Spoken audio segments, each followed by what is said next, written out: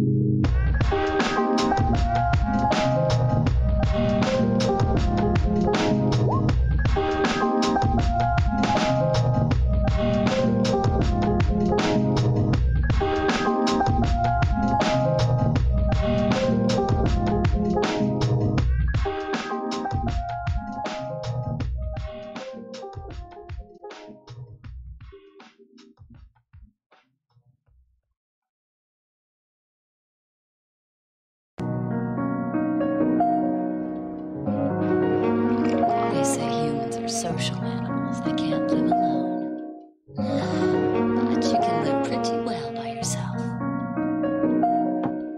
I tell you, instead of feeling alone in a group, it's better to have real solitude all by yourself.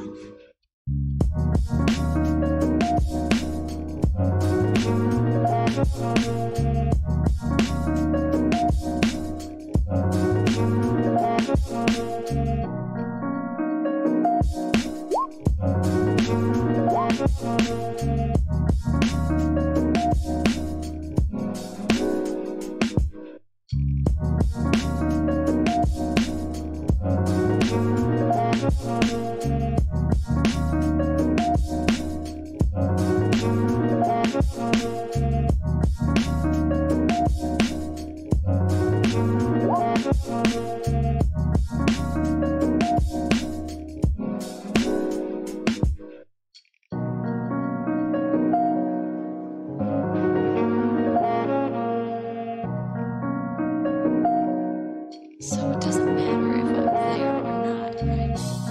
You were just afraid they'd abandon you. So you abandoned them. You distanced yourself from the whole thing.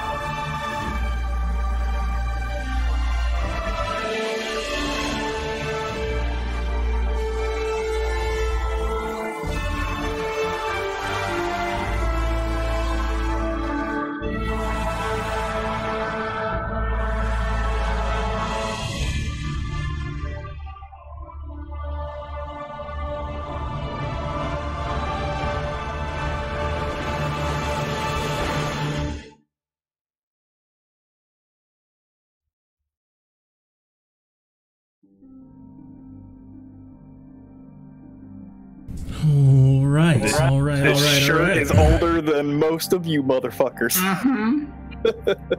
Thank you all so much for joining us on this hopefully wonderful Wednesday.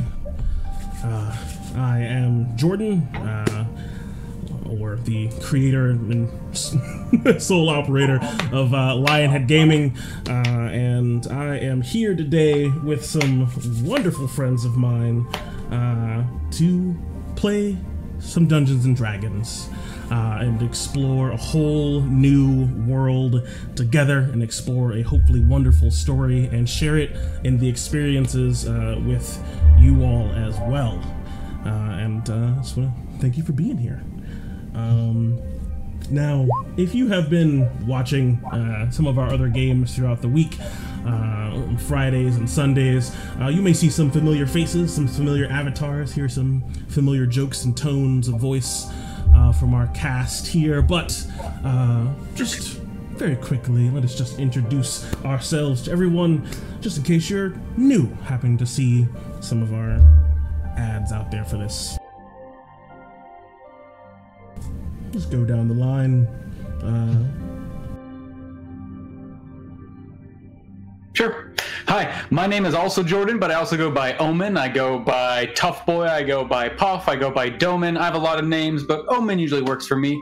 I run a game on Fridays called Song of Rapture, which I can assure everyone who watches and those who have been regular attendees, it will go on this Friday unabated. Just let you know.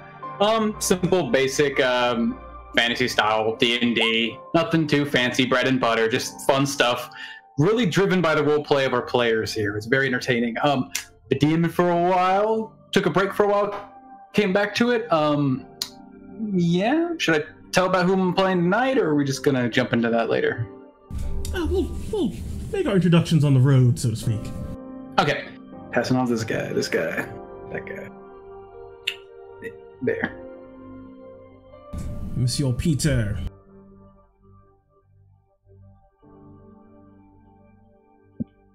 Hi, I'm Peter. I enjoy long walks on the beach and doing nothing with my life but playing card games, because card games are fun. And D&D, I guess, supposedly, these motherfuckers. And John. And yeah. I love it. This has been great. And I'm just excited to play another character. Awesome. And we also have Nick. Hi, I'm Nick. I play I play Toman on Sundays and Luna on Fridays. I heard that was because we haven't played it for 3 weeks. I often make jokes about drinking bleach because of it. Your turn, Brendan. Wow. Tough act to follow. My name is Brendan. I DM our Sunday game of The Expanse. It's been going on for almost a year and a half or so now. Also play in our Friday game as Gregory Timberson, the lovable oaf. And yeah, been playing D&D for a long ass time. Looking forward to playing a different type of character that I've been trying to get into for a while, but it always seems to go awry one way or the other. And yeah, have a different set of scenery here. It's going to be an interesting thing to explore. And I get to be the one that sort of...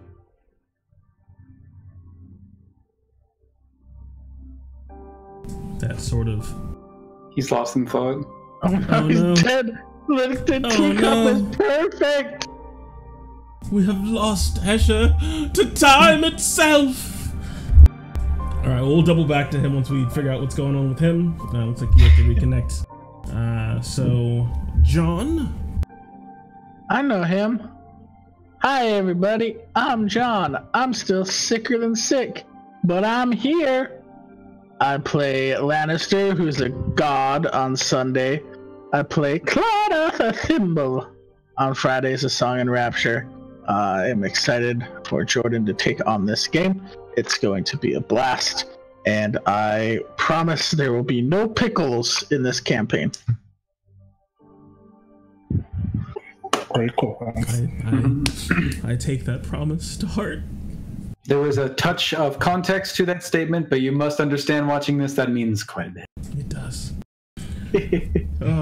And, well, Twitch needs no real introduction, but again, I want to thank you all so much for being here, and thank you, Mort's Magical Wares for the hosts, and One by One for your donations and bits and everything like that. All of you guys who have been maintaining subs. Without you guys, a lot of this wouldn't be possible, and so I just want to thank you all so much for your contribution, love, and support, and I hope that we can continue to have it going forward. Speak of the devil, I think someone just one by one just refreshed their sub. Thank you so much for subscribing. Now, let me see what the situation is with Brendan. He is still dead. Offline. Too many daggers! Also just subscribed. I appreciate it so much, guys. Thank you. And if you subscribe or follow once we're in play, you know, there'll still be the alert, but I won't detract from what's at hand to address it, but know that I thank you for your support. Let's see here. Brendan, reconnect.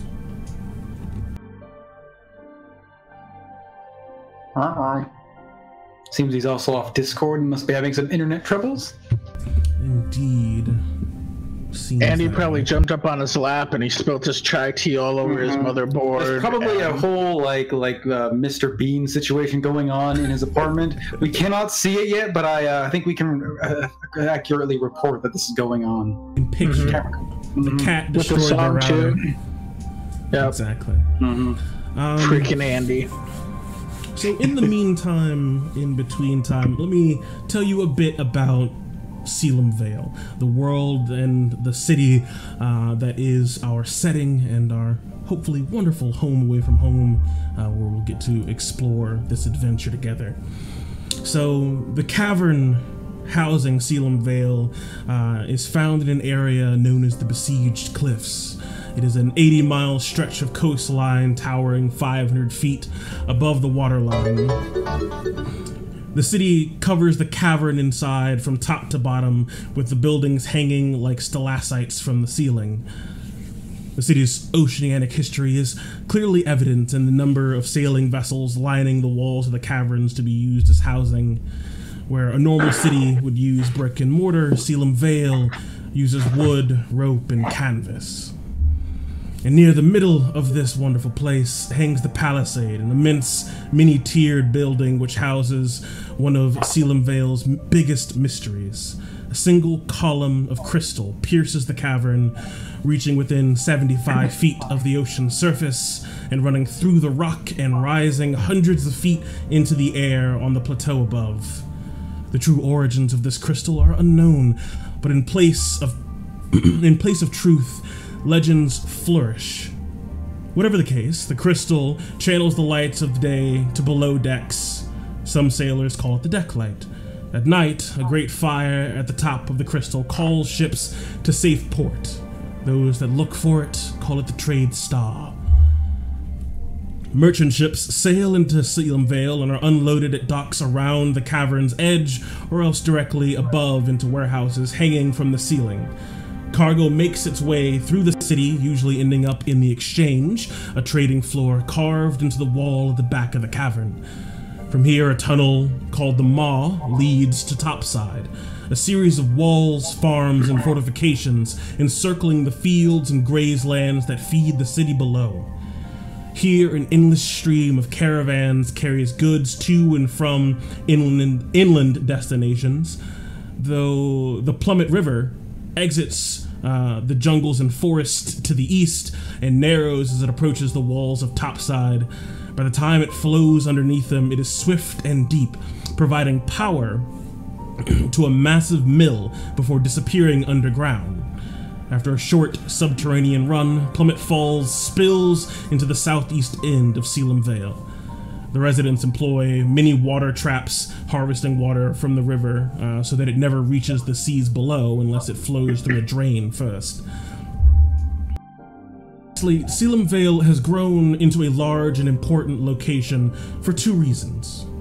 One, the mystical and magical shards that seem to only exist and grow from the ground in this section of the world. And two, it's the safest place for miles in any direction. The high cliffs, jagged rocks, and unforgiving seas make this the largest of a very few safe ports along the coast. For half the year, the continent is threatened by horrific armada storms, violent acts of nature said to cause more destruction than a fleet of enemy ships. They are known for their high winds, torrential rains, and frequent lightning strikes, and ability to spawn powerful cyclonic windstorms. Few structures can withstand the force of an armada, as the thickly built fortifications of topside can attest, but the buildings in below decks are sheltered from the worst of the gales. As if that weren't enough, the lands here are filled with gigantic, insect-like creatures that tower over a grown man, and the seas are filled with the monsters that most sailors only hear stories of. The cavern offers some protection from both. Now that you know a little bit about the city of Caelumvale, to start out with, our wonderful group of adventurers have been given a job by one of the more notorious guilds of this city. They are low-ranking starting members of the 12, the Thieves Guild of Caelumvale, and they have been sent out of the city, away from its high walls and protection, to a wonderful little town called Onyxa on the Flats. They have been sent out this way to meet with a hand of the 12, a rank above them, Volganarian, a rather infamous dwarf smuggler, and they are supposed to help him secure a few items required by the higher-ranking members of the 12. And they have also been given a sealed missive with a message unknown to them to deliver to him as well. And so, as the large gates of the storm wall on top side close behind them, and they set off east towards Onyxa on the Flats, we will join them on their first day of travel, so to speak.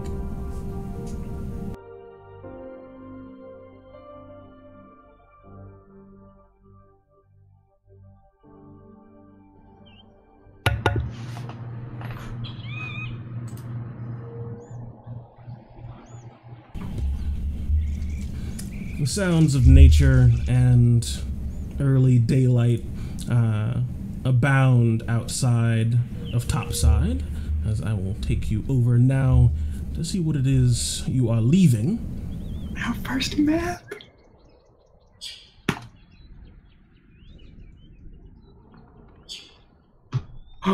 Ooh.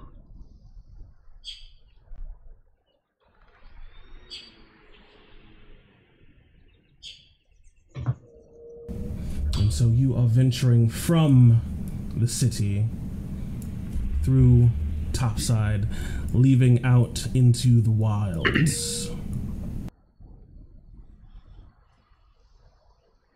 Heading north out of the main gate from this place. Okay. What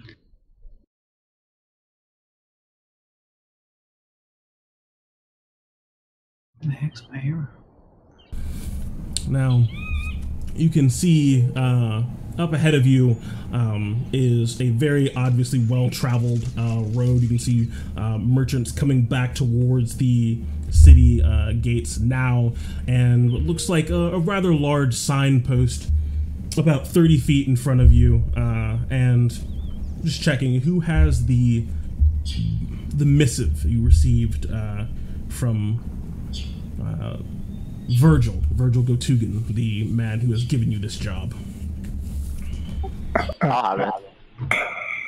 Yeah, I'd probably give it to her. She's got about holding books and papers. That's this kind of thing. Okay.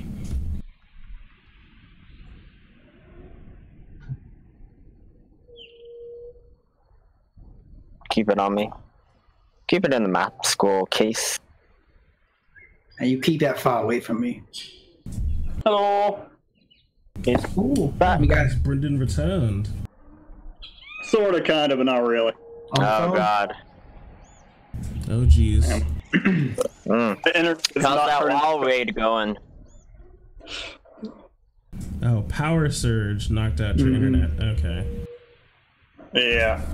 Well, we have Perfect time. Yeah, you've come back at the perfect moment, honestly. Yeah, so you guys have been given a job by a hand of the 12. Virgil Gotugan has given you a job to meet with Volganarian, a dwarf smuggler who is in Onyxa on the Flats. That is a town east of Caelumvale, up on the surface. You have to cross through the wilds for a few days to get to Onyxa on the Flats. And they have given you a missive to give him and have directed you with the quest to escort him and some sort of supplies or something he's supposed to be bringing back. The details weren't clear, but they said to protect him and whatever it is he's bringing back. It's of utmost importance to the 12. And so now you guys have just exited the north wall of Topside and are standing at a crossroads with a sign that seems to be made out of metal. It doesn't seem to really gleam in the sunlight, but it is this dull, dark gray color, and it seems to be rather big, and it's just sitting shoved into the ground about 30 feet in front of all of you as Ash is putting away the missive. Right then. Ready to go. What's it say? Rations. What's it say? I'm looking at this sign right here. What's it say? What does the sign say? Yeah, looking up at the sign, you can see it seems to be a directional sign that points off like you would normally see at a crossroads, except it appears to be made of this extremely thick and heavy metal. It's really dark, and there's no shine or polish to it, and there seem to be these thick sign arrows pointing off in different directions. It seems towards, maybe to indicate towns to go to. And it looks like at this four-way intersection, there is a sign pointing, two signs pointing to the north, that have town names on them that look like they just have a single line through them. Like one says Shallow Water, and it just has a line just crossed straight through it, nice and even. And then there's another sign underneath it that says Smith Goods, and that's also crossed through. It looks like most of these signs are actually crossed through, but you notice the one pointing to the left says Onyxa on the Flats, and it does not have a line through it. Well, Cricket, it's a list of like village names. They're crossed out for some reason, but I don't know. But the place that we're going is that way, as I point to where it's going. Oh, all right, and it says that. Oh, right there. A Nick's on the Flats. And we're just gonna go that way? If we want to get the job done quickly, then yes. Well, let's go. Stop staring at this sign. There's no time to staring wait. at the sign. I'll lead him off. All right. So you head to the left and walking down and away from Caelumvale. Your travel is relatively easy. The road is well traveled, well worn. It seems like there's been a lot of commerce through this area, like with most places around Caelumvale. But nothing seems to be weird. It seems to be an average day, just walking to where it is you're trying to get to. So we're just walking here? We're not carrying anything with us, like not pulling a wagon, we're just walking on the road? You only have For now, we need to carry scroll that you need. Oh, well, we don't think we have to worry about that. We got the big guy right over here. And I start like motioning back towards Bomber. That's correct. Hired hand is nice. Yeah, see those arms? Those arms is good at carrying things. I can carry you, my friend. I can carry you. I'm pretty strong too. Try it as I'll jump. I'm gonna try and catch him. Give me an athletics check. Here we go. That's an Arcana check. Sorry, it's cricket. Like that. Yeah. Oh, nicely done. Yeah, you managed to catch him. You hold him for it seems about half a second before your muscles scream at you in agony to put him down, but he doesn't touch the ground immediately. Told ya. Okay. And I just sort of punch him. You are a strong one, little one. Oh, you're damn right I am. Please don't hurt each other before the action begins. Oh, I'm not hurt. I'm just... Can I toss Cricket up in the air? Sure, what? So you're just gonna grab him and like toss him up like a baby and then catch him. Give me an athletics check. Yeah, I mean, you find it easy enough to grab a hold of him, assuming he doesn't try to resist or anything. Probably not. I'm just trying to see what's going on. He's certainly pretty light, even with the stuff that he's carrying to get him through the day. But as you toss him up, you realize, oh God, I tossed him a little too far in front of yourself. And you just managed to catch him at the last second before he hits the ground. Please don't hurt each other. Oh no, it's a game that you play. You just have the tit for tat, right? I'm sorry about my absence. I seem to be in a bit of a daze.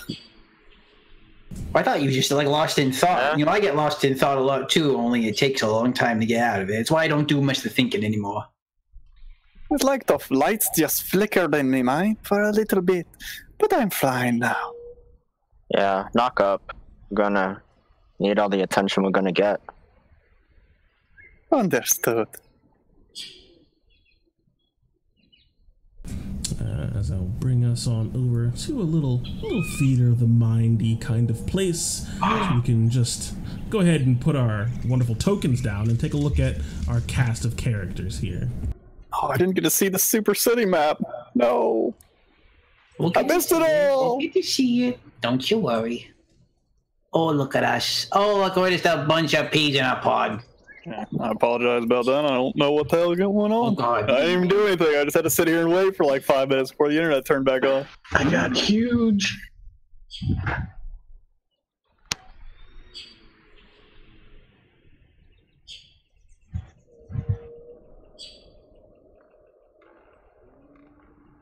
Yeah, boy, just the 5 amigos. Did we do our character introductions with each other and whatnot? Nope. Yeah, right now you're just traveling on the road. It seems to be it's a beautiful day. It is, it's not too hot, not too cold. But you guys have just been given this job and sent out today after you had about an hour to get everything together and get out here. But yeah, you guys are basically meeting each other for the first time, unless you have met each other before in the city. I mean, I've known Hesha for a while. She now like 2 peas in a pod. Of course, we've shared many a night in the glow of the firelight. Yeah, we the get dregs of the city. That we have, yes. Platonically? I don't know what that means. So yes. I'll leave you to it. And I know that girl over there with the hair that looks like candy. I know it's not candy. It doesn't taste like candy. She comes down and she gives me clothes all the time, right? No, I feel like I touched her hair. Have you tasted my hair before? I don't think you're not supposed to eat hair. Well, I mean, sometimes something just falls off, and you gotta know. I mean, it smells good. Sometimes you gotta eat it. When you live in the dregs, sometimes you just gotta make do with what you got. I'm glad I don't have hair. Yeah, whatever those are on your body, they don't taste too good. Scale. Something like that. I'm not quite sure about Mr. Ash here. I do know Boomer, though. We work together sometimes, not really a lot, but I've seen him before. That's true. Good old Firewatch. Which one of them Firewatch boys? Well, not to toot my own horn or anything, but I actually work at the inspector's office. I'm the one that catches the people that sets the fires. Oh, do you rough them up? Well, I mean, sometimes. Like break their jaw with your fist? Why would you? No, you don't break their jaw. Shatter a toe or two so they walk funny. I like you. Hesha, I like him. He's quite the brute, but there's a place in this world for people like him. Yeah, it's right There's here. a place in Caelumvale for every. It's always nice for someone to be about to put the fires out that other people might have started, just to make sure that, well, there's something to come back to. Also, I did spill chai on my keyboard, so now it is constantly pressing minus and plus. So I've tried to fix that. I told you Andy did it! Oh, jeez. Well, traveling throughout the day, well, the more knowledgeable of you, oh god, it is literally doing plus and minus over and over again. The more knowledgeable of you would be relatively aware that Onyx on the Flat is a few days travel away, so you'll need to make camp after a few hours of travel. Your feet start to get a little sore, you can feel your hamstrings tighten and get tired from hours and hours of travel. My hammies. Is there a forest nearby? Or is it just straight open land as far as the eye can? Oh my god. Is it code? He's hacking my game. He's hacking the servers. That's what he's doing. Yeah, there is. Yeah, there is forest and much thicker. Almost, it feels more humid, sort of jungle-like areas in the wilds around Caelumvale. That it's relatively nearby, but the area that you're traveling down right now seems to be relatively clear, but it does seem to lead into a more forested path. You can see the Plummet River within a mile or so, rather close by as you're walking towards Onyx on the Flats. It seems this town is in the same direction as the river. Huh. Great. Because I'll be pushing for us to camp on a... To camp where? Camp on the river, or near the river. Okay. Sounds good. And so, you know, come on team, it's only like a couple minutes away, say every couple of minutes. It's only a couple Are we minutes there yet? away? Yes. We're almost. We're here? Almost. Okay. So my keyboard is okay as long as I don't turn on the lights. If the lights are on, it will constantly spam plus and minus and randomly mute.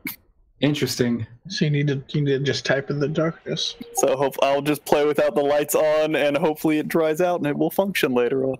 Okay. Oh, the lights in the keyboard. Yeah, like I can. There would be lights on, but if I press it, then it'll start spamming shit. So I don't know. It's a mechanical keyboard. I didn't think that should happen. Well, you know what they say. At least D&D only requires a mouse. I'm sorry. I have certainly disrupted this experience. Goddamn. It's outside of your realm of control. Now, you know, as you guys travel towards the end of the day and relatively easily find a nice place to make camp in the night, it is, you know, one day of 3, it seems, on the road. and it is rather late now, so I'll pull us on over to our wonderful little camp map. Ooh, things is turning gray for cricket. Ooh, look at this. Where do wagons come from? Yep. For simplicity's sake, sometimes there'll be things on the camp map that aren't necessarily here. Your eyes are getting tired. I'm just seeing things that ain't there. The good old camp map. Oh my god. I sort of reach into my coat to reach a pouch, and I pull out a tinderbox. Then sort of tossing it, pointing my finger, almost in a gun-like state. Make a fire. So I cast Unseen Servant. As it starts doing that, I'm just gonna fire breath the pile of wood. One way to go about it. Yeah, as your tinderbox, as your tinderbox starts to float up in the air, and you can see it starts to open itself up. Bomber just lets forth a gout of flame onto the gathered wood. Hold on, you tell me you put out fires and you can spit fire? Yeah, that's correct. You're just a guy who can do everything. Well, probably. Can you do that again? In a little while. Okay, I want to see it when you do it again. Saves us time, at least. Go forage some food, create some wood, sustain it. And you, as I take off my backpack, set up my tent. Bedroom. That's a pretty nifty trick you got there. Got your own little servants in your back pocket, do you? What are you talking about? It's a minor conjuration spell. Oh my gosh. Hi, phone. Where's your phone? I think his little helper makes some strange noises. It sounds like it. I can't really see it, but I can definitely hear it. Yeah, you can see that it just looks like there is some wood almost just kind of coming forward out of the darkness towards your little gathering here, and just kind of putting them in. It just seems to drop down onto the ground into a neat pile, and then it just seems to rest there. It doesn't move or anything. All right. About 4 minutes after that, you can see it looks like five apples just seem to just slowly float into view out of the darkness and just plant themselves on an open or put themselves onto an open stump here. You know, it's just real neat and all. It just seems kind of like ghosts. So sorry, Cricket's a little jumpy. I'm sure it's not a ghost. I'm watching these things carefully. If it were a ghost, if you can't see them. I don't know, but I'll certainly try. I don't want no ghosts getting around here. At least it would be a little bit more exciting than just floating logs, I would hope. If spirits were to come and to visit us. Well, I guess that's true. That's a good way to look at that. Okay, well, you got apples here. That's good and all. I don't really eat apples. I'm just gonna go eat some. Just reach in my bag and pull like there's a big fat chunk of bread that's been sitting there probably for a while, and just casually start gnawing on it, leaving the apple be. Very penicillin. Keeps Cricket healthy. It's the opposite of what that's doing, Cricket. No. It really pushes back against your teeth. That's how you know you got a good bite. Yeah. I'll take first watch. It's some of the most interesting eating habits I've ever experienced. As Ash sort of just plops himself in front of the fire. I'll take first watch. I'll let you guys up. Sounds fine to me. I'll take the second watch then. But before all that, I'm sorry, I seem to have spilled something into my gear. I'm trying to get it clean, but I'm surprised we haven't come out and said it. We've gotten sort of thrown into all of this, and, well, I know my good friend Cricket over here, but Hello. I don't exactly know any of you from, well, anyone else. Who exactly are you? I'm Hesha Effervescent. It's a pleasure to meet you. Have you all been part of the guild? I don't know if I've seen you around or not. Well, I'm affiliate to Dario. I'm kind of new to the guild. I've seen you before.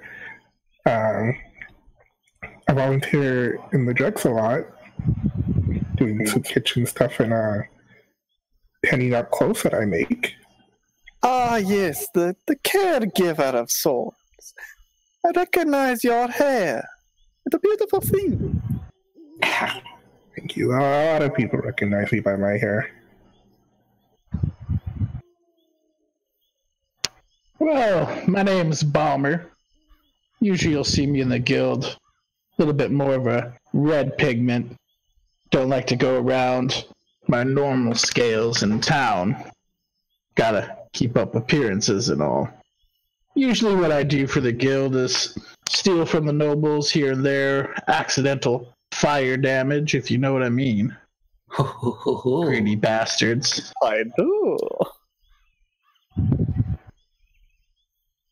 Some people say I tend to lose my temper from time to time.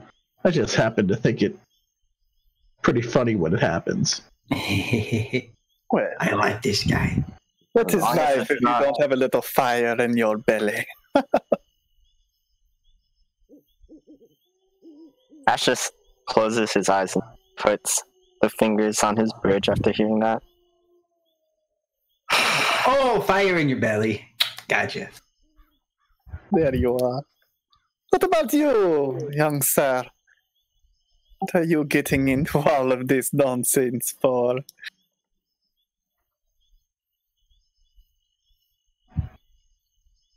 Quiet for a second, but you may call me Ash. I'm from the Fenrot, actually. Raising ground.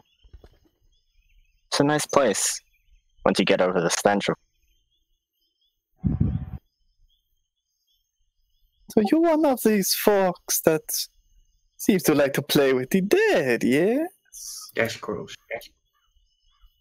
Not specifically me. I have a friend down there who does, but he's a bit like me, commanding and tasking them around. They're mindless and they follow orders. Does that not get boring? These creatures that cannot even hold a conversation. What company could they hold? That's why I'm here. Fenrot's boring, Palisades boring. Working for the Bankers Guild is boring. I like you. Agreed. Are you from the Palisades? I'm from the Palisades. I was from the Palisade. I live in Fenrot. Ah, good old transfer. Nothing wrong with that. Nothing is wrong with that. Does that mean you got a lot of money? Just because one lives in the Palisades does not mean they have a lot of money. But do you have a lot I of don't money? suppose, I don't know, 1 silver, couple copper is a lot of money, huh? Not in this fair city. Yes. Well, I suppose it gets you a loaf of bread. Maybe some water for soup. Oh, I don't even do much of the cooking nowadays. I just have them. As I motion over to the apples in the wood, doing most of it for me. Cricket, I keep telling you to come along with me on some of my little errands, and you won't be so empty a pocket. but some of them is so boring. You're just talking to people and like doing like tricky stuff. I'm not really good at that. You need me to throw a fist or like put my hand in someone's pocket, I can do that. I'll see what I can do to get us both into trouble, yes? Yes. How did you come upon the name Cricket? Well, so... And I sort of pull myself up onto my stump a little too small for it. Well, you see, in my family, my little goblin hive, as we call it, we have names between us that we are sort of given, but they're not supposed to be our real names. a real name, a good name, is one that a person gives you. And I met this guy in the dregs, some weird person covered in metal. I think he's made of metal. So he helped me out in a bad time, and he gave me a name that I liked. That's it. Cricket. I think it's because I could jump around a lot. I mean, I'm just noisy. I don't really know myself, but I liked it, so I kept it. Why are you called Bomber? That's a good question, my friend. I'm not really sure. Maybe my parents were bored. Maybe they just like the letter B. Your parents named you Bomber? Well, I mean, my dad's name is Bash. My brother's name is Bruce, so... I like your family names, I gotta say. Do you happen to know anything about, well, your namesake? I find them quite interesting, but it's hard to find such a thing. You mean a bomb? Indeed. Well, I know several people have used them to set fire from time to time. It can be pretty catastrophic in the wrong hands, but not one to make them. These people, there are so many of them.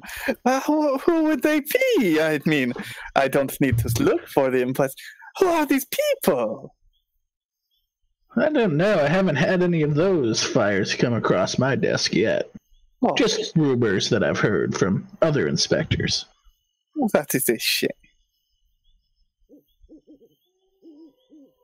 You interested in making some bombs? Well, of course. Don't you think the idea is so, I don't know, romantic?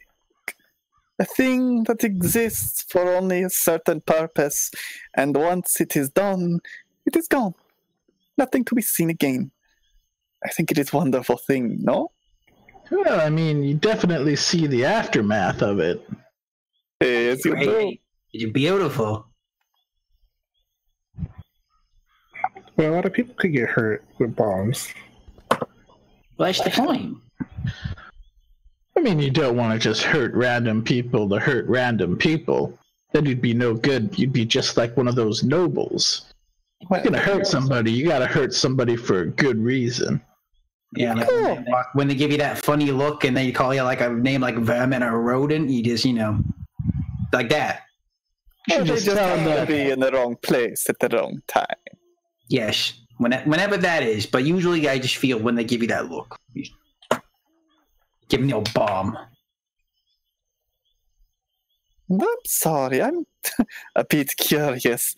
Ophelia, as you mentioned, I remember now, I've seen you around. You tend to the people of the dregs, and many of them are my dear friends. I very much appreciate your work, but is that not where you enjoy yourself?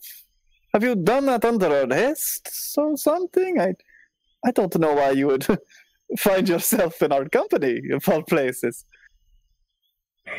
Well, the people that live in the dregs aren't as fortunate as a lot of the people from where I come from, and I don't think that's right, so I try to help wherever I can. So you decided to join the Rogues Guild, one of the 12. You are one of those balance folks, are you not? I understand. I feel like I'm being made fun of, but I'm not sure. No. He just means you're one of those people that tend to see the imbalance in certain places and people and just want to do a little bit good in this world. Yes, I do not poke fun. We all live for certain things. It's just, well, some people join this thing for different reasons than others. Are you sure you're okay with certain things that must be done? Ash puts up a magic circle in his hand as he prepares to cast Eldritch Blast, and then just lets it fizzle away. I don't know about you all, but I'm not exactly built for handing out warm blankets and standing in front of stew while a line forms. I'm more of a direct persuader. Or having the ability of taking things that may not exactly belong to me. Where do the rest of you stand in all of this? Do you mean, what do we think about stealing from people? Simply the things that the 12 do, to keep the balance. I understand many cannot stomach such things. Well, I mean, that's one of the glorious thing about the 12. There's not just one of them. I mean, if you gotta rough somebody up from time to time, crack a few skulls, I figure they probably deserve it for one reason or another. Deserve or not? Sometimes things just have to be done, no? That's true, but I'm not about ready to go out there and start murdering children for no reason. Well, no. I mean, unless they're in the way. Well, I mean, what if they have your friend Cricket over here in the way? You're not just gonna cast him aside and murder him in his sleep, are you? As I wink over at him. Well, I certainly would not like to see any harm come to my dear friend, but Cricket knows very well to protect himself.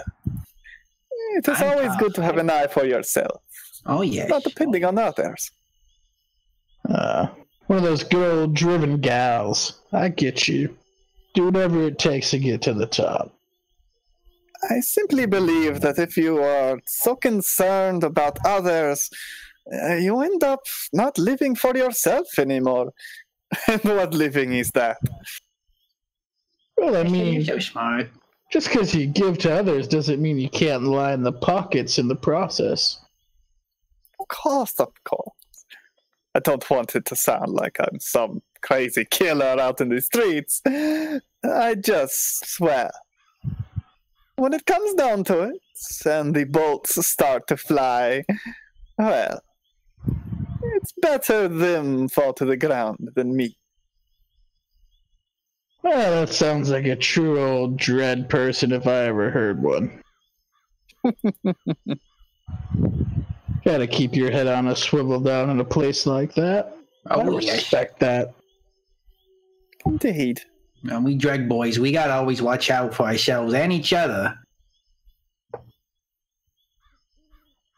And also sometimes, they have too much in their pocket and they're not really sharing with you, so you just gotta put your hand in their pocket and take some for Cricket, because, sometimes Cricket needs a little help.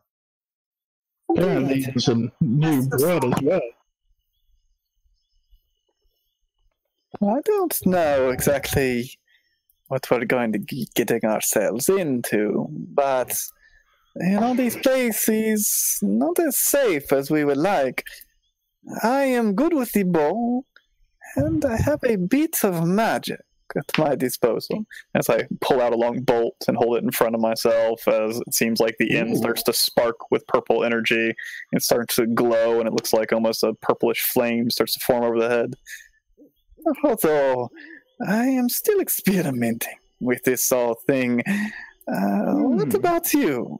What are all of your talents of such? The 12 do not exactly let just anyone into their doors. Well, I hit things. I hit things very, very hard. They tend to not get up afterwards. Yeah. A brute to the last then. I like it.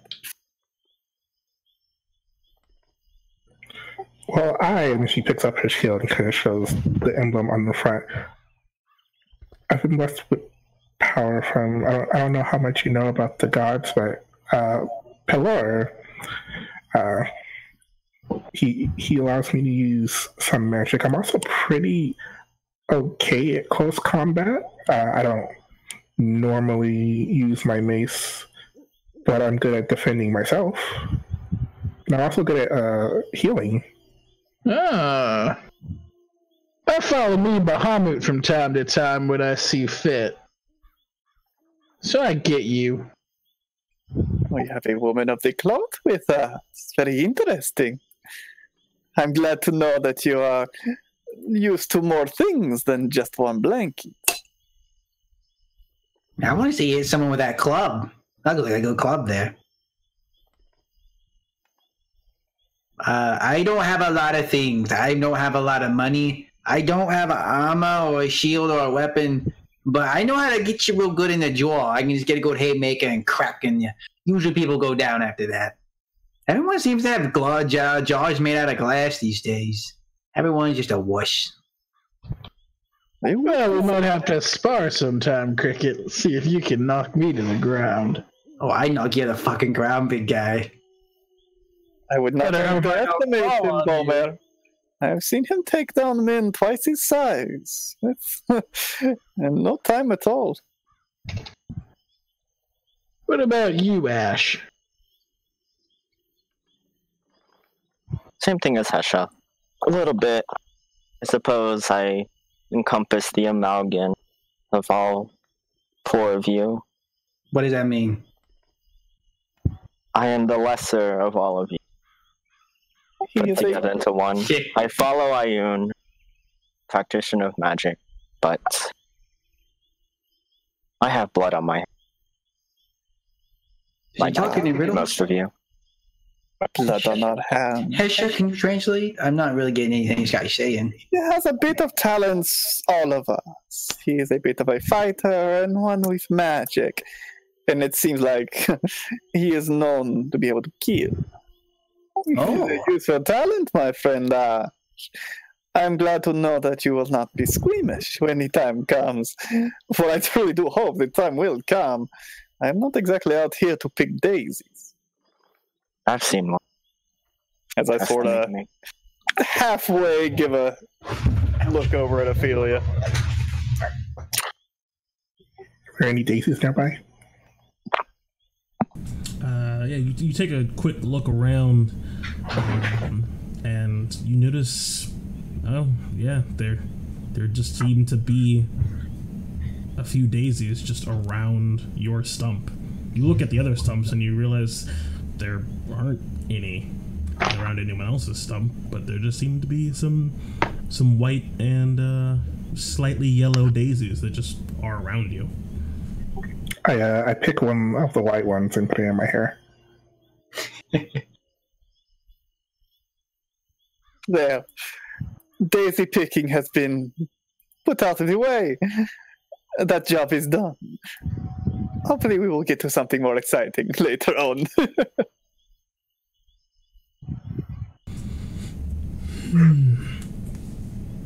And I'm sorry. I seem to have dozed a bit, and I have no records of what our goal actually was. Will one of you remind me, so I can mark it in my ledger? Ash pulls out his book. I didn't get to write my note. Yep. Ash pulls out his book. We have to find a man, Virgil, or Vigil, whatever. Protect whatever he has, deliver the scroll that I have. It's an escort mission and a delivery at the time. So we are handing off a scroll and then transporting him back? Mm-hmm. At whatever cost, he puts in air quotes, the guild said. Wonderful. Is he gonna come willingly, or do we need to drag him back? He's part of the guild, Bomber. Just because He's somebody's a part of the guild. At that. Ah. Yeah, and the only inconsistency there is the man, the hand, the silver hand that gave you this mission is Virgil Gotugan, and he wants you to meet up with Vul, V-U-L, is the dwarf caravaneer and smuggler that you're meeting up with.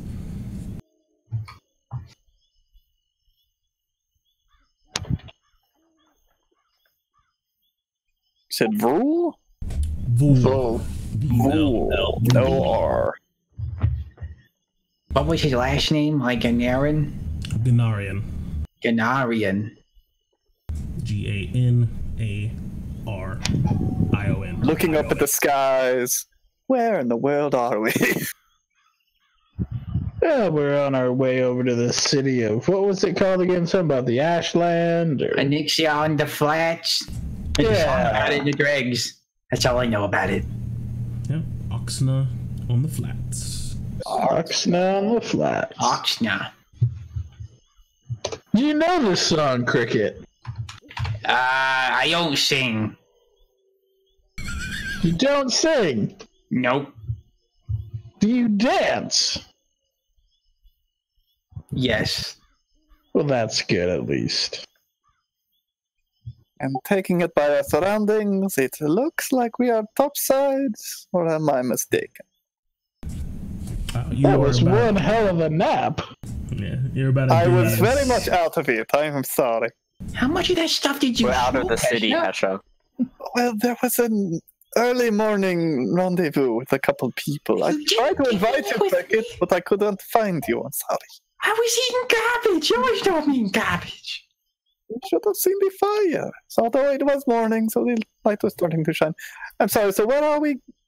Wait, I'm sorry, did you just say that you eat garbage? Well, it's neither here nor there. We're not there right now. We are about a day's travel out of the city, Hesh. I thought you said it was 5 minutes. It's always 5 minutes. Yeah, you're 5 minutes plus 5 minutes plus 5 minutes. East of the city. You can see quite easily off in the distance the trade star, the lighthouse gleaming off in the distance with its bright yellow. It is very obvious. We're east of the, what is it called, the mall? The storm wall. Like you were outside of the city. Oh, we're outside of the walls. Yeah, we're a day's travel outside of the city. Yeah, we're in nature right now. We are in untold, uncharted land, wild, disgusting. All this grass. As we get jumped by 6 gnolls. Yeah, you are in the Emerald Glades or the wilds. Mm-hmm. Usually one of those two reference terms are used for the area outside of the city, depending on whether or not you look on them with some sort of reverence or you look at them just like as being just somewhere you don't go. You know, this fresh air is just making me sick, to be honest. Where's that pungent scent you're just used to? It tells you it's home. It's not here anymore. We always hear tales of wandering outside the walls, and it seems like the land itself crashing down upon you.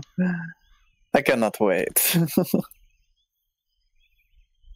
I don't suppose you're one of those never trust water that you can see through type people, Cricket? Why would I not trust water? I can see through. There's nothing in there. Got me there. Anyways, I think I should rest up. We got a long day tomorrow, so I have more travel. Very well. Wake me, I will take second watch, if that is what you wish. And I'll take third.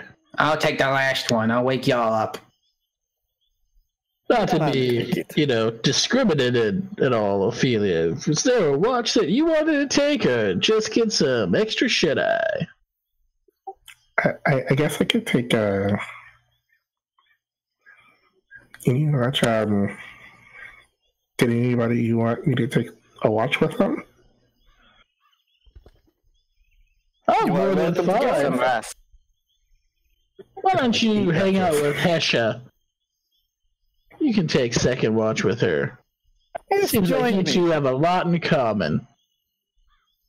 I would love to dig into that skull of yours. You hear that? She's gonna dig into your skull. It is a saying, Cricket. I do not mean literally. Oh.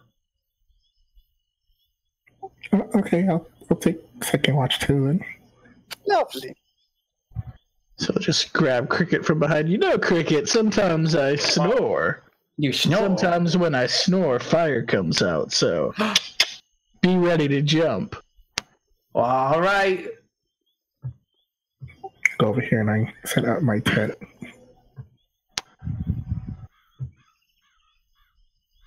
Just slump up against a tree and grab my. I don't sleep in my armor because I have unarmored defense.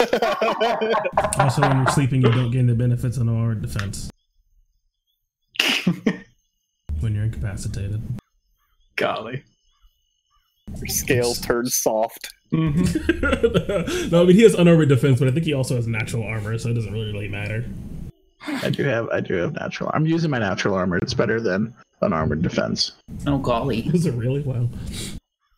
Yeah, it's 13 plus my dex. I sleep cuddle with my shield. Not equipped it, but just cuddling it because it reminds me of home. Ophelia, Yes. you do a poor soul a favor. It seems that I have ventured out without a bedroll or a tent, and you are so giving. Would you be willing to share? Sure, you could come in. I only have one. Wonderful, thank you. Okay. Barge my way in. No means no, Brendan. Brendan and Nick, you all gain some DM inspiration. Oh, Nice. Because I don't have a bedroll. I will deal you a card here shortly. Oh yeah, we get cards. I forgot. I don't have to mark it.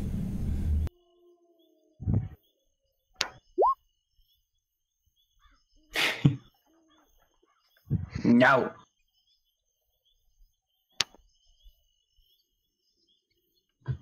I just slump myself up against a tree, and I don't have a bedroll, but I do have a big mangy blanket. I just throw it over myself and just pass out.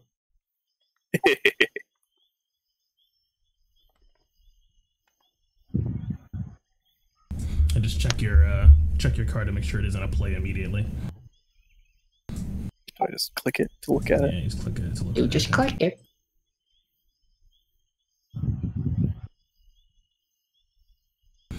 Okay.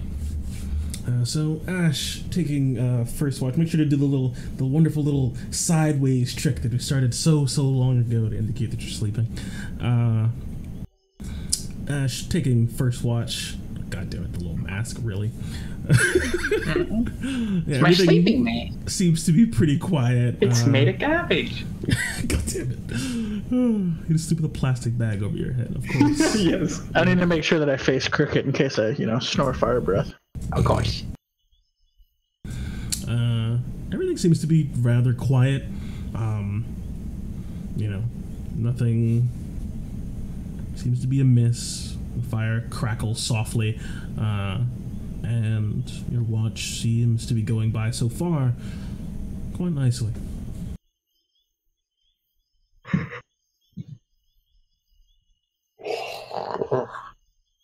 I just write in my book about what happened today, my thought. You taking a look at your tome? Yep. Looking at my tome and writing it. Yeah, you're writing in your tome. You just taking some notes on the things that you've been going through today, but you kind of feel a strange sort of pull from your book, your wonderful journal, your tome of collected knowledge and secrets. Seems to be trying to pull the pages further than you've written. You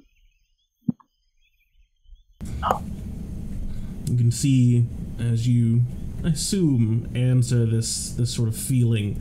You kind of flip past a few blank pages, going through, and you can just see that there is just a page that seems to have just a few black lines on it. Nothing written. It almost just seems like a place to sign, but there's no mark or ask for a signature. You have seen this only once previously. Some information, some secret that, well, you have to contribute.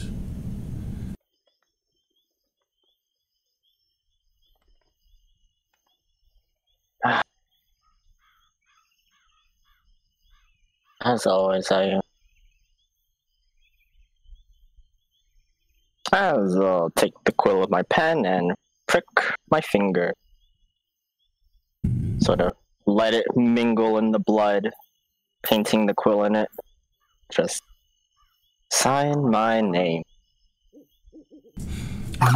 take your blood. You can see, as usual, your quill almost seems to take a sort of reddish hue to it. And as you begin to try to write your name, you get just into the first motion, and then you try to go into the next, and it goes dry. Class. So, pull out a knife. You ever seen Mortal Kombat? Grab the knife, rip the knife out of my hand. Just use my entire hand as an inkwell of blood. Now your quill is a nice, vibrant red. And you can see this black line on your tome shift from a flat line into a single scraggled word. It's a mixture of characters. It seems to almost be just pulling from a multitude of languages. And it just says over and over again, it's repeating letter.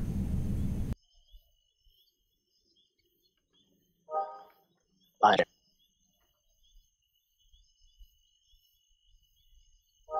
Letter.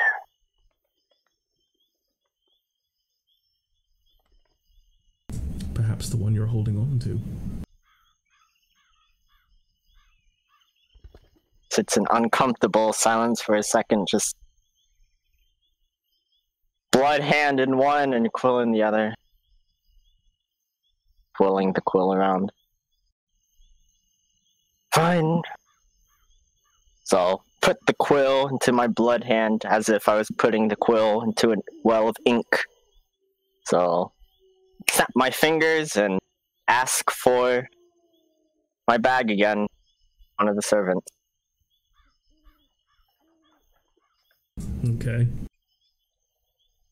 It brings over your bag. It just seems to float over gently and is placed next to you. Pull out the map and scroll case and tell them to uncap it. It does. Then pull it out. And out Place comes the sealed missive, and it just seems to be floating in front of you.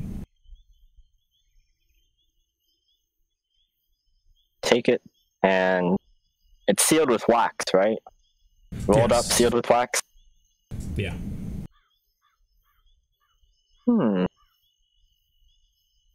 Like, so I'll sort of take it and not undoing the wax, not doing anything to it, just put it in, lining it up with the black line, and then close my book. And wait a few seconds. And then just open it back up. Oh no. Oh no. Oh, no. Oh, Roll 20 is exploding. Roll 20 is dying. It's a sign. I broke it. Iron's punishing me for my heresy. You cut too deep.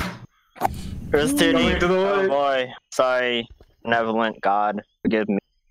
Where did all my friends go?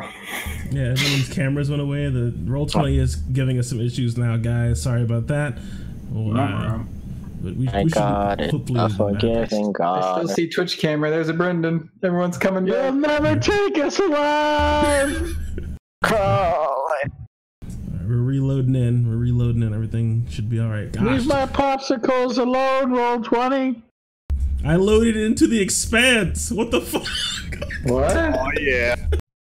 Oh, I am so sorry, everyone. Well, I think this is a sign. It's a bit Thanks for early, watching, everyone. but we're starting the crossover.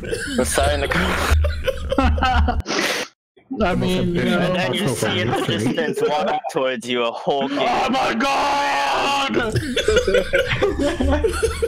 As the divine wrath of Hephaestus rained down upon Ash for his heresy and transgression against the gods. Ah. Yep. You can see gigantic statues just crush you to death. Yep. And here comes the giant fist.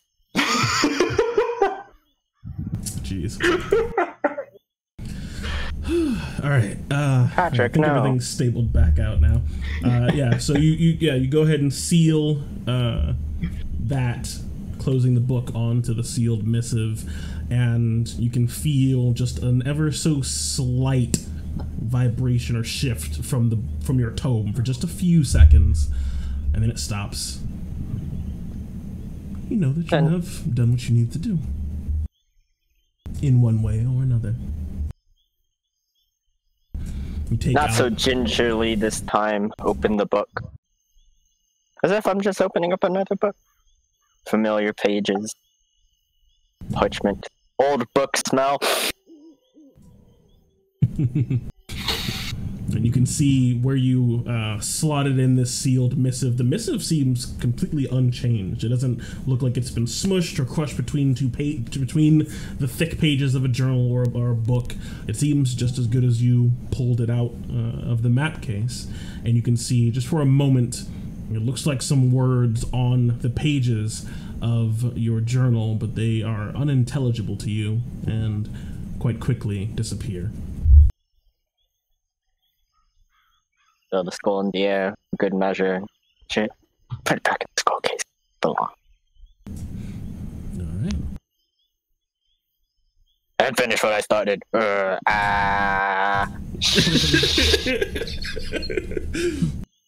In spring. Because I had made this pool of blood. And I'm going to write with it, goddammit. I'm going to write with it. Alright. With that, your 2 hours seem to come to an end without any other events, quiet and peaceful.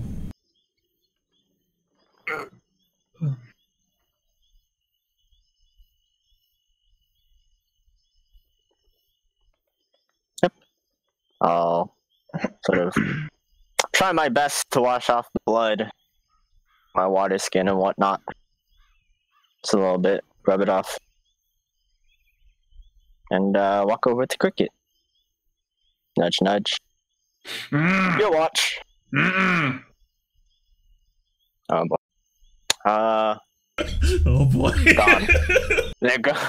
And then he realizes they're gone.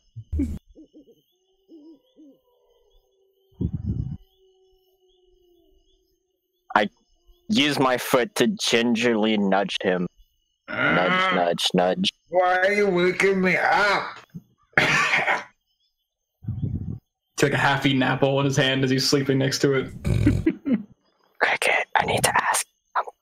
Why are you asking me? You have cloth. What? Never mind, never mind. Can I go back to sleep? Go back to bed. About it. I'm gonna punch you in the jaw in the morning, just letting you know. I just turn back. Alright. I hope that's not me up. So I'll take my knife again and cut off a little bit of, if he's wearing pants, just cut off a little bit of material and wrap that around where I cut myself. Where are you cutting it from? Pants leg? Oh god, no. Not that obvious. It's like Cricket likes to moon ya. Just a little bit, you know. Oh yeah, Only a little bit it doesn't of that. take a lot with the knife. You can almost pull it with your hand and just. Oh god. Oh god. What Cricket? Sorry, Cricket. Yeah, the one with the most tattered clothing, so it'd look the most natural. Dude, you're gonna need like fucking steroids if you put that shit on your hand, man. You're getting an infection for sure. Yeah, you're right. I already took my D4 necrotic.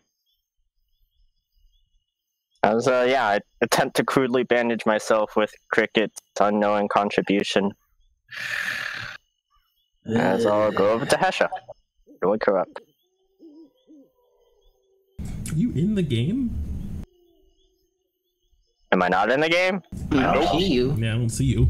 Oh. Oops. Hit that refresh arena, refresh. fam. Oh, well, here we go. Time for me to go into man. Oh, yeah, here we go. Here's the third page unresponsive. That should have been my signal. Oh, yeah.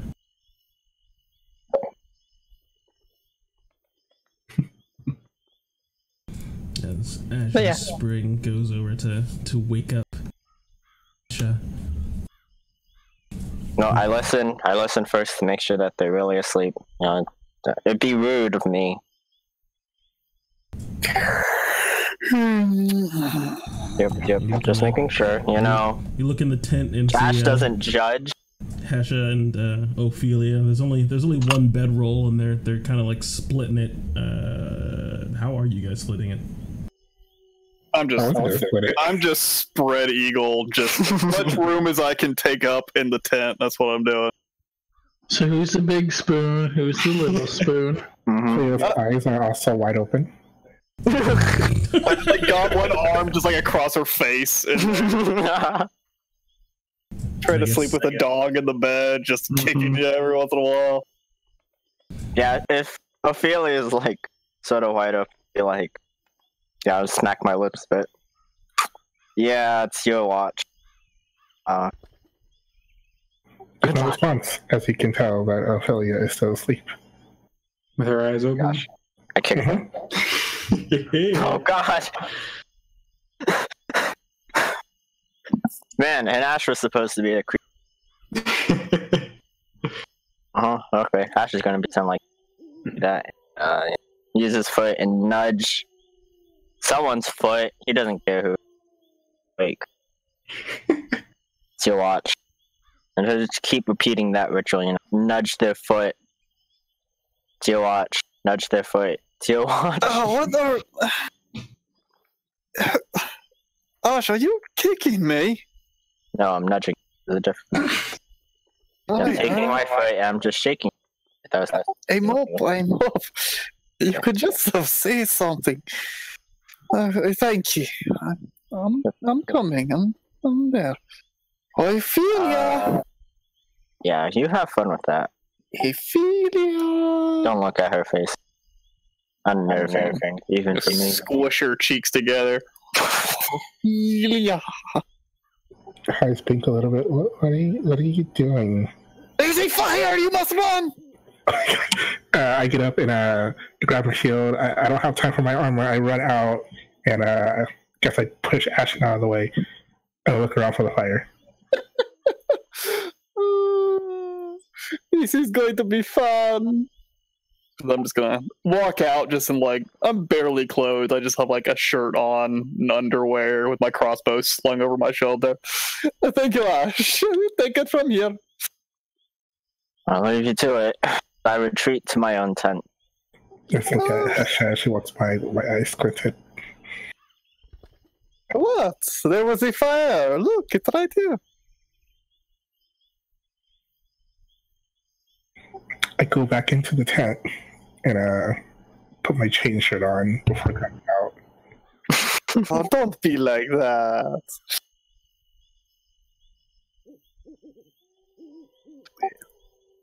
I guess some people are more interested in modesty than others. Oh, you're back. Wonderful. That was a very nice Hasha. What? It got you awake, did it not? I was already waking up. Well, it sped things up a bit. No harm, no. It's fine. Yes? You got a little pouty face going on. Did I scare you, Ophelia? I'm awfully sorry. I did not mean to. I don't believe you. You should not. I am lying. This is going to be fun. I cannot wait for something to happen. What do you hope to see out here, Ophelia? Have you been outside the wall before? No, I haven't. What are you so excited to see? Just anything. It is one thing to see the sights of the dregs. It is exciting. Things always moving, but this is something different. I've always watched out on the plains before, from the wall, but knowing that there is such protection between you and everything else, it is... I don't know. Such safety. It is so boring. I mean, I guess... But it's better that way, no? Better. If you like the peace and quiet, I suppose so. Some people are born to sit and wait and do nothing, but no, it's such things would drive me insane. I cannot. I need movement. I need to see things. I'm sure you're partly the same, yes? It's why else would you be out here if you did not seek some kind of excitement? I mean, I guess in a way, when I'm working with the Firewatch, I don't really do any of like the crime fighting or anything. I'm mostly helping all the people that get hurt. I wouldn't call that exciting, but the adrenaline does get to me. What is it about it?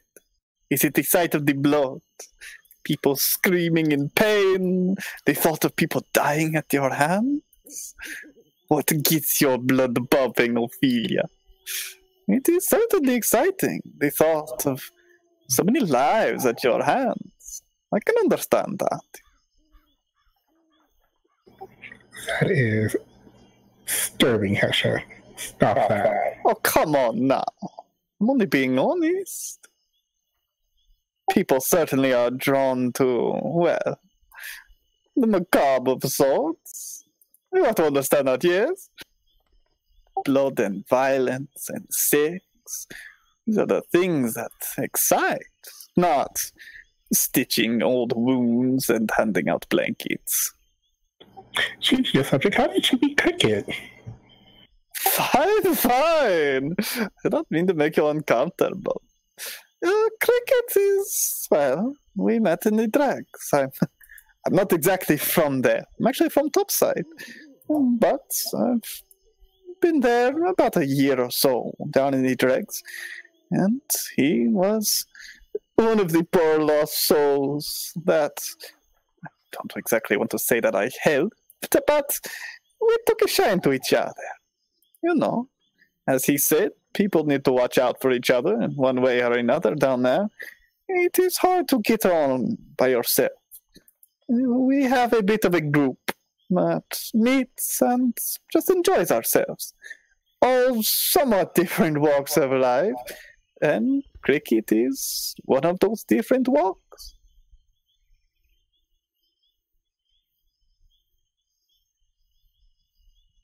Also, it's quite obvious that there's something different about it.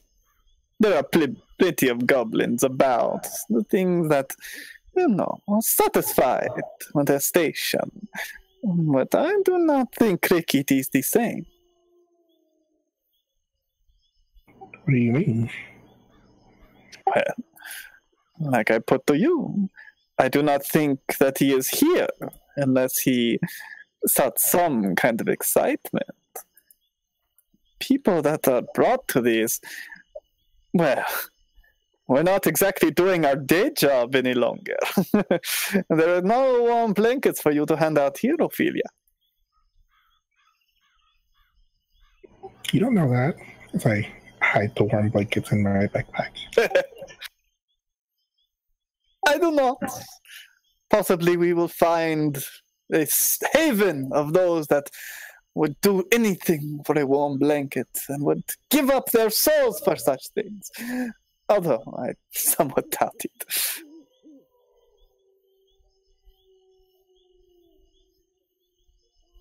You mentioned you are a woman of the cloth, yes? I am, yes. What's got you into such a thing? I come from a hobgoblin family, and although they certainly have their rules, religion was not exactly a strong motivator. And there are plenty of people in the dregs that hold on to such things, but they all have their different reasons. Were you born to such a thing, or did you have some revelation, some light through the clouds and whatnot? Kinda. I only started following Taylor relatively recently. My friend also from the Firewatch that I live with, Anyaka, she followed Paylor for most of her life, and after we moved in together, she kind of introduced me to him. I don't really participate much in their order. It's not really my thing. I kind of worship on my own. There was one day there was a fire that we got kind of trapped in, and I believe he saved us, and that's kind of when I started worshiping him more. True enough. Always love such stories. The idea of finding yourself in a lost place, so many things going on around you, and then poof, the hand of a god reaching down and scooping you up, taking you away. It is certainly a story. I like such things. Well, I think I've run your ear quite enough tonight, although I will not give up on you, Ophelia. I look forward to this little venture of ours, you and your missing health bar. But I think it is time for us to wake up our good friend Bomber.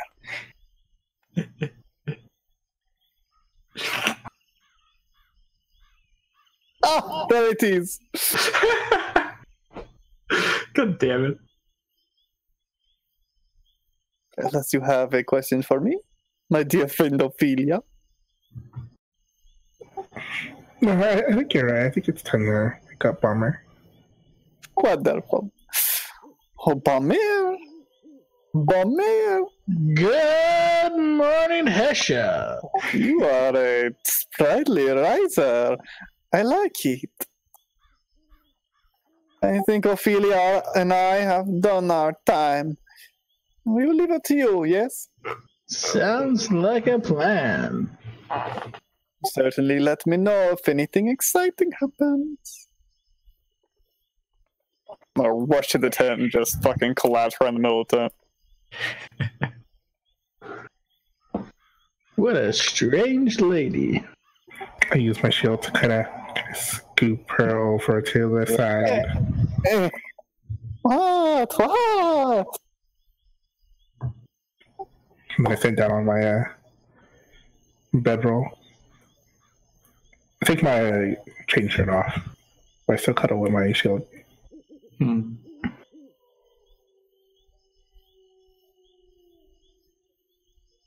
gonna just start adding some wood to the fire. Stare off into it.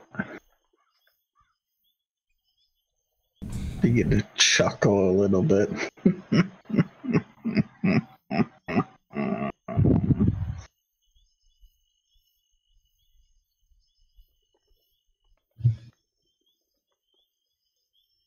Can hear the crackle and snap of the fresh wood giving way to the flames. You can see them dance with a sort of refreshed jubilance to them, a sort of life and unwavering happiness as they burn the wood in front of you. You can feel your throat go warm again, your natural gift refreshed. But it seems all else is rather still.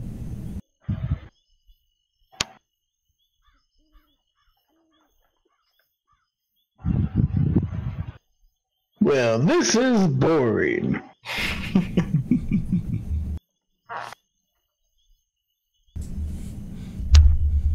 That is a fair thought. TM, my first boon I want is to not have to sleep so I can just take watches with everybody. That is also mine, except I can actually get that invocation, but I don't want to. Yep. So I get to roleplay with everybody during downtimes and make them take 2 hours apiece. Dip 2 into Warlock. Join me. Come a Warlock. Join. Yeah, Bomber, the time almost seems to slip away from you. It just seems to go on and on. You can see the twinkle, almost the sort of bright flash of the trade star off in the distance, only a day's travel away. It's still ever present. It almost seems to be as bright as the moon at this distance. And it continues to shine. The moon continues to glide across the sky. And you're right. This is boring. This is frustrating. And then you realize it's been about 2 hours and 30 minutes. So I begin to get angry and frustrated. I just start to hum a tune that my sister always would play. Seems to cool the embers within me. So I realize the time has indeed passed. I'll walk over to Cricket, size up his range, figure out I should be able to pick him up by the foot and make sure he can't punch me. So I'm just gonna reach down, grab his one leg, pull him up. Good morning, Cricket! I kick him in the fucking face. Is he far enough away? Yep, far enough away. Why am I upside down? Because it's your turn to take watch. I'll just flip him over quick and set him down and pat him on the head. Don't wake me up like that again. You're gonna get a fist or a foot or a head or teeth somewhere you don't want them, buddy. So what you're saying is grab you by both legs, so then he can't kick me at all. I don't like that, but I do like you, so I'm gonna let that slide. You get one cricket pass right now. How do you like to be woken up, Cricket? I like someone saying, "Hey, Cricket, there's food waiting for you. Also, here's some money for you." Yeah, but there isn't. So I feel like you'd be pretty upset if I was a liar. Yeah, I probably would.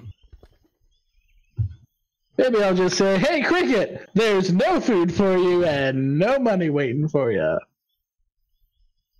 Yeah, I guess that works. That's usually every day. Sounds like a plan. Enjoy the suckiness of nothingness. That's life. Actually, it's a little weird. So I just bring myself to my feet, trying to make sure I'm not being caught anything. Sort of looking down at my leg where I've been grabbed, sort of notice. That looks part of my pants. Oh, well, I just reach down, just tear the other half off, sort of even it out. I don't actually even it out because I'm not really that good at coordinating, but I just leave it. Yeah. Let's see. Everyone's sleeping. Okay. What did he say I was supposed to do in the morning? Okay, and I sort of just sit myself down, and I try to line my legs in a certain way I've been taught, but I'm really not sure how to do it. I'm still sort of new to this stuff, so I put my knees up to my chest and sort of spread them, and then put my hands between my feet, sort of like how a dog sits on the ground. And that's how Cricket tries to find his, what do you call it? Your center. Trying to find some of that sense of peace or balance. I don't know. I tried it once. It kind of helps as Cricket tries to meditate. Like a dog. Letting the sound of the fire crackling, try to let it go away or something. It's hard. I have big ears. I can hear everything. But I try to meditate. Oh, jeez. Give me a wisdom check. Ooh. Let's see. That's exactly my wisdom score. Oh, jeez. Yeah, the crackle of the fire in front of you is distracting, along with the sort of light that it's shedding onto your eyes. If you have them closed, it's hard to. You can still see it, just kind of dancing against your eyelids, and you can hear the earliest of birds beginning to chirp and wake up. But fucking nature. There is, it seems, after about 10-15 minutes or so of just sitting here, You can feel your own heart just kind of racing inside of yourself, just fast. It's a really quick beat. But you know, this is not too different than the last time you did this. Your heart beats rather quickly at rest, but then you can hear it slowing down to a much more calm rate. Calmer than it really should be. As you kind of find your center. It is in this place outside the city. This untamed wilds, these strangers around you. It is peaceful. And it's very unsettling. I don't like it. This isn't like home. The dregs are always moving. Caelumvale never sleeps. The city is always bustling. People don't wake up there until 2 p.m. in the afternoon. This place is quiet. Too quiet. Feel the quiet closing in, and that's when you can hear the of the log in front of you as it cracks to flame. And you lose the sound of your... Oh, there's the missive. It just got there. Nice job. You lose the sound of your heartbeat and everything kind of comes flooding back in. You can hear the chirping of the birds and the rustling of the grass and the wind, and all of the silence goes away. It's not as loud as Caelumvale, but the noise is back, and it is comforting. Too much peace and quiet out here. How can people live like this? Fresh air, no noise except for fucking birds. But I'm gonna start looking around, letting my big ears sort of perk up like a dog, sort of turning to and fro. Feel unsettled. Is there any danger? Give me a perception check. Oh. Too much quiet. Hearing all the nothing. Yeah, your aided vision from your own natural gifts, along with the light of the fire, you can just for a moment see and hear about there or so, off past the camp.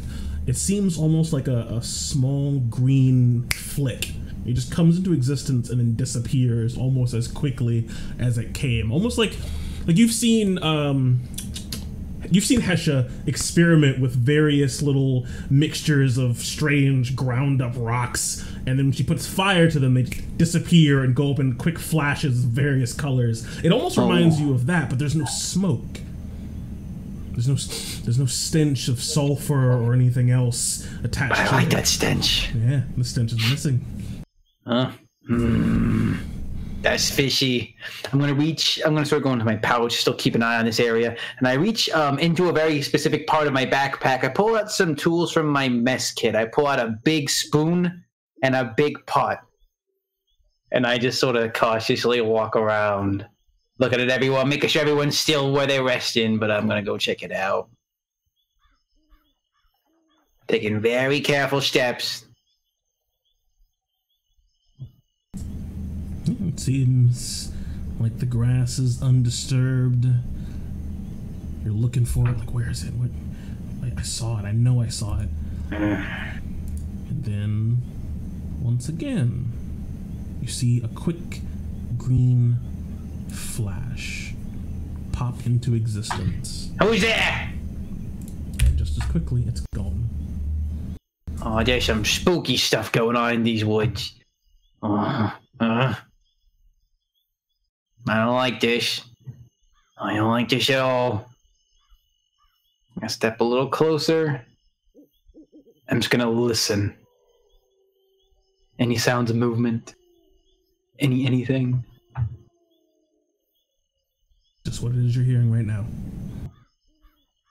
Too much silence these days. You can hear the sounds of nature and stuff like that, but nothing. When you saw the little green flash, you could hear almost like this sort of crackle to it, not too different from like distant thunder, but other than that, no extra noises. And I'm just gonna sit down on the ground holding my pot and my spoon and just stare in the woods for however long it takes for something to happen, unless the watch ends. You're standing. Standing. I'm sitting. I'm sitting. Okay. Go. Gonna go to sit on. You're on this standoff with it, just like, all right, where is it? I saw you. And you hear, your ear twitches. And you hear the soft crackle of thunder behind you. What the? Oh. What is that thing? You look up at this confusing thing. Absolutely puzzling. You can't make heads or tails of this thing. It looks like an animal, but it's floating off the ground. It has these weird sort of tendrils coming off the back of it that look like leaves or plant. But then you notice there's all of these horrific looking growths along the side of it. And it looks like a fungus. It looks like, oh yeah, and it also pays you. It looks like plant and fungus and animal all just combined into this thing. If it's not immediately doing anything to me, I just turn around. What the fuck? And I take the pot and the spoon over my head and I go tonk, tonk, tonk, tonk, tonk, and just start making the loudest noise ever. Just trying to sound like a little weird alarm. When the first spoon hits the pan,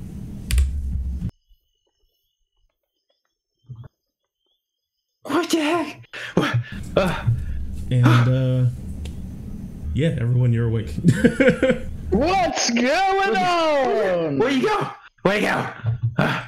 Oh, I certainly hope this is something exciting. Come on, I run out of the tent with with the same familiar sort of purplish magic circle around in my hand as I prepare to cast Eldritch Blast. Where is it? I'm getting ready. I'm trying to put my Snatch up my crossbow and run out. You see Cricket like running in circles, tonking his little pot and his spoon in the air. Danger! Danger! Where'd it go? There's a thing. There was a thing here. It was green, and it was floating, and it kept making these noises, and it kept flashing like when you do that thing of yours, Hesha. And it was here, and it was right behind me, and I made the noise, and it scared it away. Scared it away? Get it away. Well, that's disappointing. Oh, that's okay. Are there any more of its friends about? Hello? Well. Tonk, tonk, tonk, tonk. Slowly coming to a you're all soul. like kind of like looking around and trying to figure out what it is Cricket's talking about. You can see now to the east, past the God's Peak Mountains, the first signs of yellow begin to peek over as the sun begins to rise. But I guess it's morning anyways. Well, good job, Cricket, I suppose. Still disappointing that we didn't have a little encounter. What is it exactly you said you saw?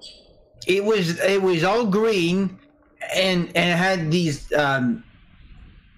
things sort of sticking out of it, and it didn't touch the ground. It was flying like one of them ghost things guy over there was making, and it made this noise when it would just show up. Like it just showed up in your business, getting right up in your face when Cricket's sitting on the ground just enjoying a night of too much peace and too much quiet. I get it. You are jumpy. That's why you're called Cricket. Actually, I don't like it out here. It is a bit quiet, but I'm sure it'll get lively soon enough.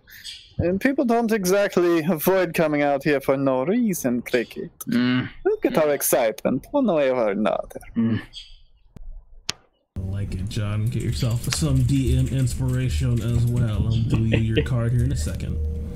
No, God. Now we all have cards. It's time to duel. Duel. Okay.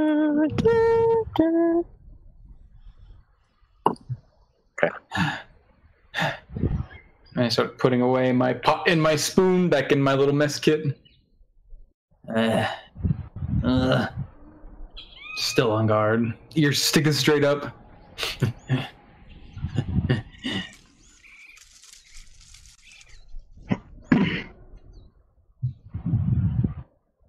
Huh.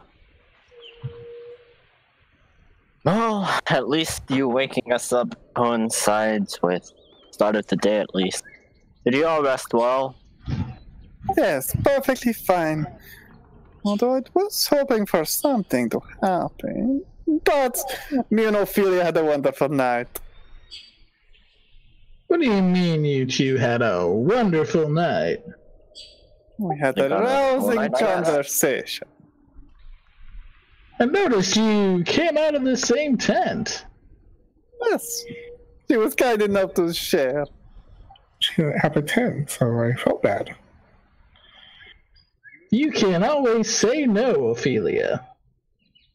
Well, Ophelia, and see, now you owe Hesha something, right? No, Hesha owes you something now. See, now you got a debt, Hesha. Why'd you do that? Why don't you sleep in the grass? She doesn't have to give me anything. But she did something for her, now she gotta do something for you. That's how it works in the dregs. Yeah, about that, Cricket. I wouldn't suggest there. Especially near the trees. Some of your pants got caught in the bushes. Oh, I cut myself. Not. So I found it stuck on a branch. You should really, get those repaired. They're fine. Look, I ripped. See, they're still fine. Like I try to show up, like pull the material, show it off, and just immediately grips in my hand. I can make you some of these pants if you want. Do you want this back? Does I like point to my bandage hammer or? Yes. Okay. Then I just unpeel it. Wait a minute, you're not going to be eating that, are you, Cricket? What? No! No, it's sort of like I'm not supposed to have a debt to him. Technically his or something like that. I don't know how this works, Cricket. Here you go. Oh, man. You're insinuating something about our nightly activities, and we have Ash over here taking away Cricket's clothes while he sleeps. I think it we was have on a different bush. culprits. Wait, he took my clothes? I thought you said it was on a bush. It was on a bush. It got caught on a. Wait, which is it? Did you take my clothes? Did you take them when I was sleeping? Anyone who wants to try to deduce what may or may not happen can whisper me the relevant rolls. I'm a little spooked right now, so I'm not too focused on the truth, but I am suspicious as I take the bloody rag and wrap it around the place I just tore in my pants. How about you, Bummer? Did you have a wonderful night? Well, just hung out, watched some fire. Did you breathe fire? I woke Cricket up. He tried to kick me, but I did. You got me by the foot. He will do that. You have to be careful. He's got a good pep in his step. Also got a good foot.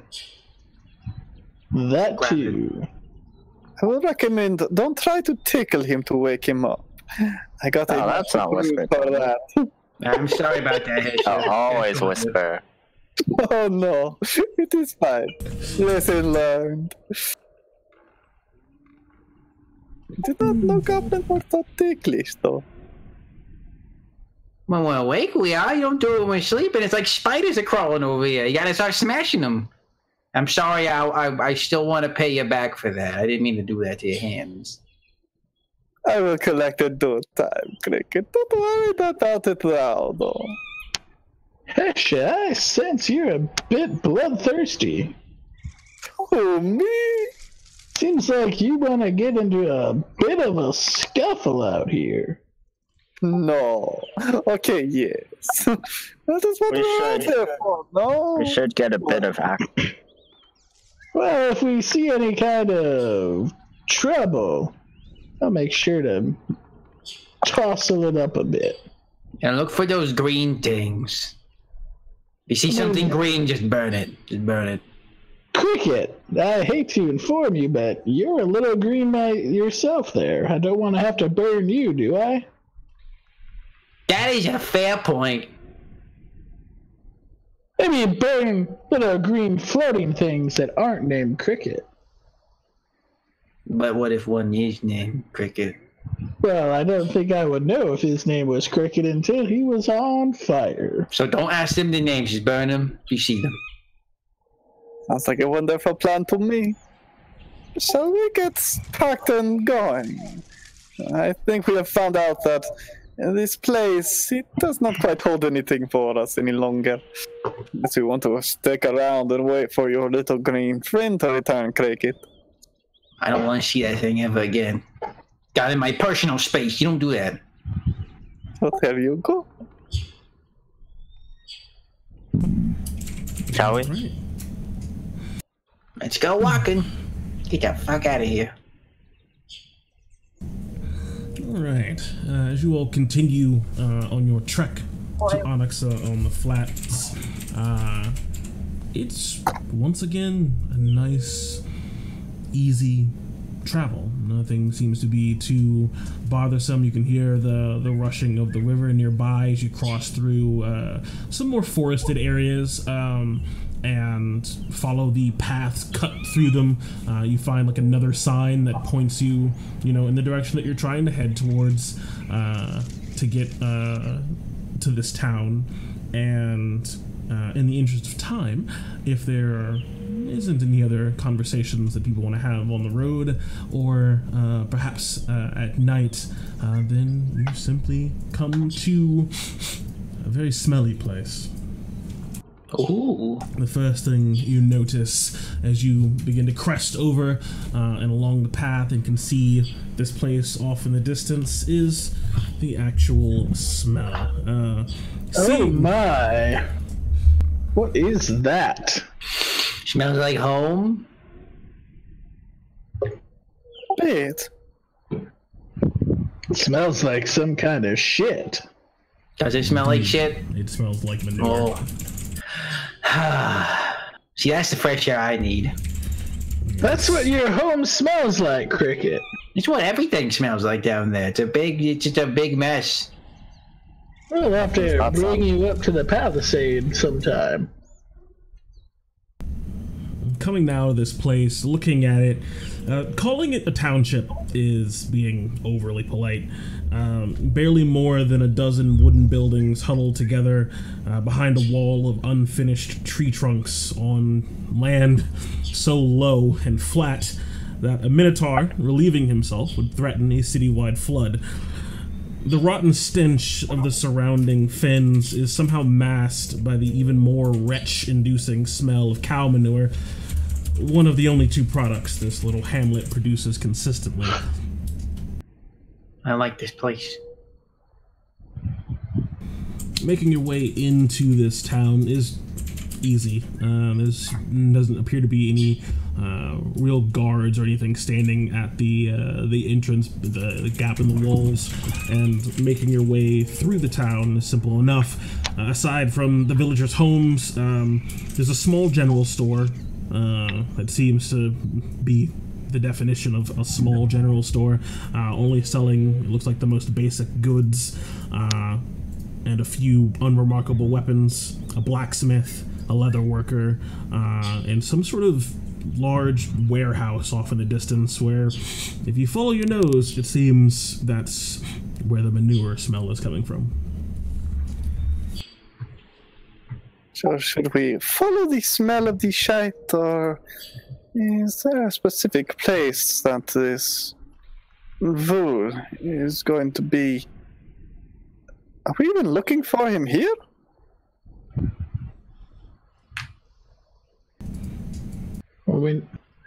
I don't believe this has been 3 days' travel. I think this is just one of those stops along the way. Oh, no. Like, I'm not good at counting, but I think it's been about 3 days. Ah. I fast forwarded us 3 days. Steroids are a hell of a thing, man. Coming into town now, you notice there appears to be just this slight rise in the ground towards the middle of town. It's the highest hill for miles around here, but it's about 18 inches high. And it's this little, it looks like tavern or inn called the Dry Spot. It is the cultural center of this place. It seems people coming in and out, and the only place to really find a bed or drink or a song or a meal you didn't cook yourself. And it seems to be the only place of any real remark. Well, I don't exactly know what this fool is doing here, but I suppose we should find a local tourist spot of sorts, pointing over the inn. I don't know where else we would go to find someone in the know. Yeah, when I don't know something, I usually just ask someone else, like you, Hesha. Should we ask someone else where this guy is? I think that would be a wonderful plan. Unless we want to go wandering house to house. We should probably start at the tavern. Maybe he'll be there, common gathering point and whatnot. Agreed. And we're looking for one of them short men with the beards, right? A dwarf. Yes. Okay. Named Vol. Vulcanarian, I believe. Okay, just making sure. No, we don't believe that he's hiding here. The place so far out is, well, I think he's a merchant. Well, he is protecting something that the guild want. Should we be spreading his name, or do we think we are in the clear? I think we should keep it more on the hush-hush side. So possibly ask for a dwarf, but not name names? Yes. Let's proceed with that. No need to announce our presence to the world. Very well. I would be glad to talk to such a man within this tavern. Although to let you know, I am a terrible liar. So if something slips out, so well, maybe we'll get ourselves into a little bit of trouble. I'm going with Hesha. You notice as you guys are kind of just like standing and conversing, trying to figure out what it is you want to do, the majority of this place seems to be mostly humans, and most of them seem to be shooting relatively not hostile glances, but almost curious ones, as there are only maybe one or two, in some certain situations, normal members of your little gaggle here, as Hesha, Cricket, and Bomber even draw a little bit of attention with your... Cricket, is that the look you were talking about? What kind of look are they giving? Oh. Every time one looks at me and they look a little too long, I just flash them some teeth. Kind of like whip away and quick, like they just kind of pull their bags closer to themselves. Yeah, you better fucking walk away. Yeah, if I notice people, I'll just give them a wig. Give a little... point my finger at them. Sometimes give a big old wave. You get a more mixed reaction with your more neutral and kind of almost too positive kind of vibe that you're giving off. Some of the men who are looking at you seem to be, you know, relatively between their 20s or 40s, seem to be kind of receptive before they get pulled aside by someone who might be standing next to them, kind of forgetting that in the moment. But other than that, you're able to make your way over to the Dry Spot pretty easily. It seems like these people are a bit shy. Oh well. They're looking too long, I don't like it. You shouldn't threaten people like that. What if they get mad and attack us? Okay, they attack me, they're gonna be in for a sorry day, I'll tell you what. I give them a go crack across the jaw and they go straight down. No one's gonna mess with us after that. See that guy over there? He's fucking standing like for 5 seconds. Well, I mean, sometimes people are just kind of special. Don't understand what it means to be different. We are a sight to see, Cricket. These poor people out here, and they have nothing but their little houses and their, well, couches. Shit. That's exactly. right. I guess you're right. Would you not stare at a circus that came to the dregs? It'd be a sight to see. I would stare at a circus. There you go. Hello? I'll knock and start opening the door to the tower. Yep.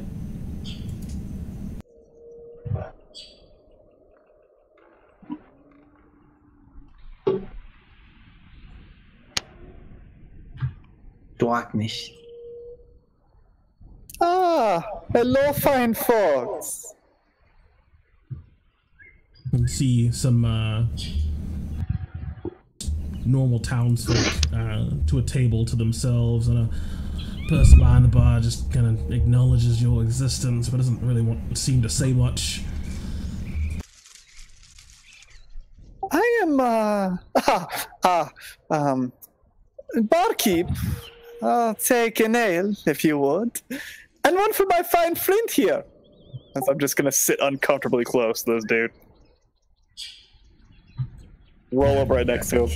Coming up to this stout-looking dwarf, he seems to already be halfway through a mug of ale, and at the mention of you buying another, he just quickly lifts his mug up, and it just disappears down the back of his throat. Look at that! You are a drinker for your name, are you not?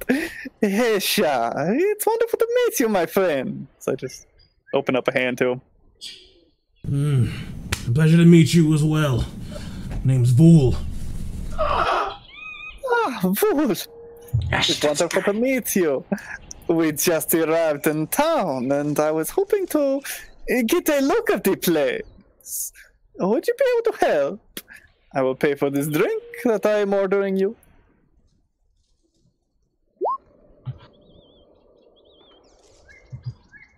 I'm hoping to get a look at this place, huh? Well, yes, it has been. We have been out and about traveling for what? 12 days or so? 12 days? Where are you coming from traveling 12 days? Are you drunk there, Hesha? Well, we meandered a bit. Some say that you could get here in 3, but no. It took us about 12. See the sights and whatnot. I start counting on my fingers right next to her. The barkeep is just kind of has these 2 mugs of ale, just has them in front of you 2 now, and it just has out a hand. That will be 6 copper pieces. Of course. Here you are. Put 6 copper pieces on the ground. I'll put 2 more for trouble. Keep the change for your beautiful face. Hesha, it's not that beautiful. Why you spend so much money? Thanks. Just takes the coppers and goes back about business. You have to indulge yourself every once in a while, Cricket. You ingratiate yourself with the locals. It helps you make friends in this world. Like my new friend here before. You said your name was Vool? Yes, Vulganarian. I don't know what business you have out here in Onyx and other flats. Not a whole lot of sights to see. Probably made a wrong turn somewhere. Well, it ain't a wrong turn. It's all something to see. How long have you been here, my friend? A few days. I had to get a shipment of cattle to bring back to Caelumvale. Best meat eaten for miles around here comes from this place. See Hesha's face just sort of drop. Cattle. Wonderful. Bomber, you can take over. It was wonderful meeting you, my friend. I guess we'll be seeing each other for a bit. My friend here will fill you in. Cattle. She is an interesting lady. Well, Mr. Vol, you see, we're here from the Thieves Guild. Apparently, we've got to help you transport said cattle back over to Caelumvale. Somebody wants you there, Mr. Volgar, I believe.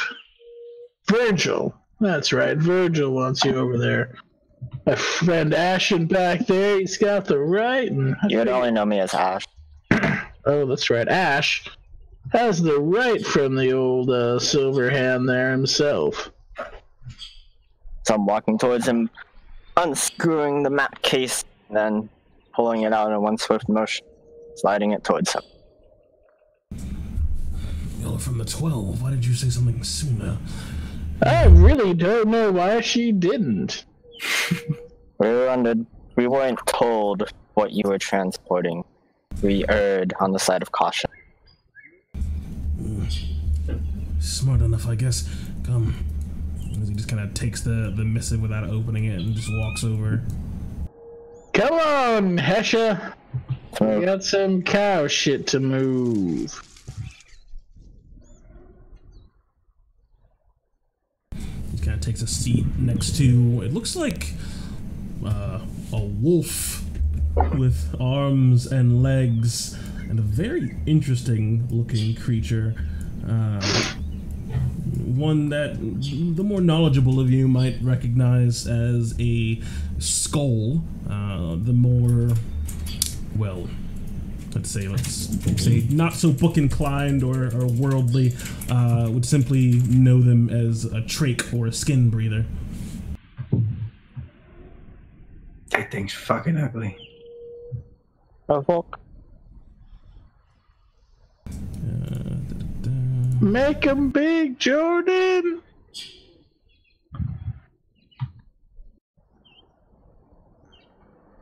Oh my god, that thing is ugly. That's what I'm saying over here. Don't sit too close to it. You get sick. We smite him. As I sit right next to it, not even acknowledging its look or its presence, just focusing on the wolf. He looks like someone crossed an ant and a man. That's a sin. Oh my god, it's Ant-Man. I get distracted for 2 seconds and you have gone and made no friends. Who are these people? Vol just kind of like, just shoots you, just kind of like a almost an exasperated look. You didn't tell me you were sent by the 12. Yeah, I have a shipment of cattle I thought you take back. But the red splay feet I'm bringing back to Caelumvale is not just cattle. Oh? Indeed, the score brightens up. Is a collection of shards. Makes sense why you would want so much protection. Indeed. Unless someone's a member of the Bankers Guild, anyone bringing shards into the city have to pay a tariff higher than the going rate for the shards on the market. And, well, as you well know, the 12 don't particularly believe that taxes are something that need to be paid, more like something that needs to be avoided. So, the plan is, you smuggle the shards inside the fur of the cattle. Well, that's pretty damn clever. I mean, who'd want to go patting down a shit-soaked piece of meat? Exactly. Now, these are my compatriots, Nodder. Hi, I'm Nodder. Nice to meet you. As the wolf man just seems to just open up his mouth and start speaking to you. Your friend doesn't seem to take too kindly to me, but it's a pleasure to meet the rest of you. He seems to just have this sort of innate happy or cheeriness to him. And I guess the pleasure is all mine as I hold my hand out to shake his hand. Reaches out, shakes your hand. No, I'm a lupus kin, actually. You can usually tell the difference sometimes. A bit taller. Yeah. A bit taller. Down in Fenrot, there are all the ground and silent ones around. Well, that's unnerving, but I'm glad you all made it here safe and sound. Hopefully you can help us get back to Caelumvale the same way, right? That's our job. I certainly hope not. She wants action. We've been twitching for a fight. Well, I mean, a fight's a smuggler's worst nightmare if you really think about it. And don't mind the quiet one. He's not a man of too many words. That is a shame. I scoot closer to him.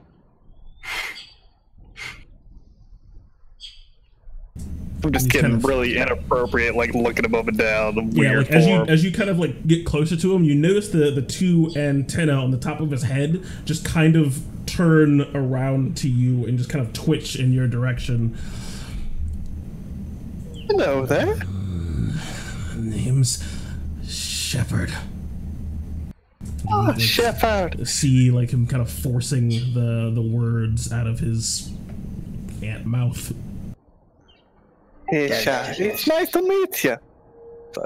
Offer a hand. The two hands that seem to be clasping his ale stay in place. You notice the two arms underneath them. One of them turns behind him and grasps a hold of your hand and shakes it with a firm grip. As his forearms come back together, facing forward. Oh, a bit of hide and seek do we have here. I love it. Take a look at this as Vol just kind of takes open the missive and opens it up. And as he opens it, you can see that there is the seal is silver and has the impression of a hand into it. Let me see.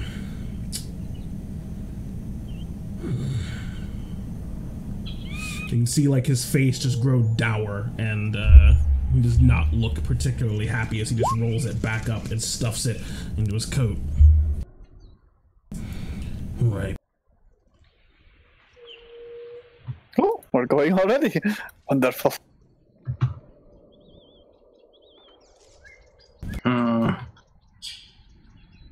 It is not exciting cricket. Smuggling. I love it. I just don't like that dog guy. Why does he come with us? What is wrong with Mr. Dogman? They're deadlier than you think. They got a bad bite. Goblins and dogs don't get along together. Especially in the dregs. You simply break his jaw so he cannot bite you. It's simple, no? So tell me, Mr. Vol, how many head of cattle are we pushing down through for the next 3 days?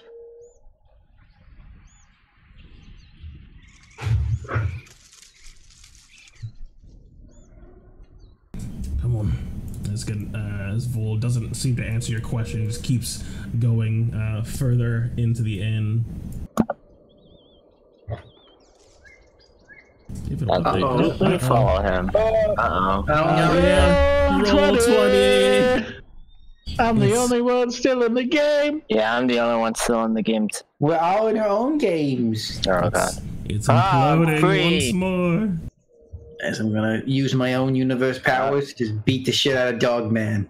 Timeline. I feel bad for Mel because she needs to change my class. Oh. You are not a celestial warlock anymore. And I'm not an open palm yet. Jelly Melly shrieks in the chat. Mel is distressed about that. There we go. Everyone's coming back in. It's all coming back to me now. refresh this.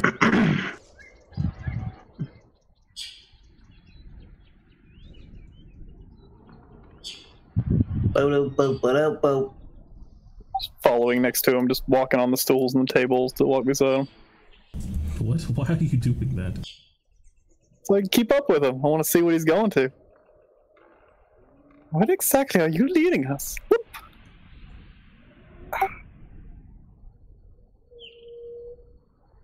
Is this one of those things where it looks like it's going to be really easy and then it becomes not so easy? Because I got a feeling it's going to be one of those things. I certainly hope so. The door to this room with his key.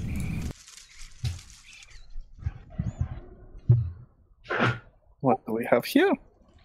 This is a little... How the hell did Shepard get in here? That's pretty amazing.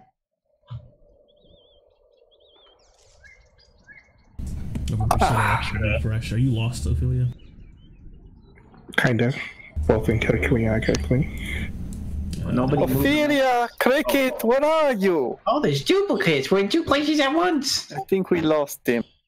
Hello? Over here, you guys. Over here. Cricket, Ash. Yeah, my game died. Come on, use the stream. Use the stream.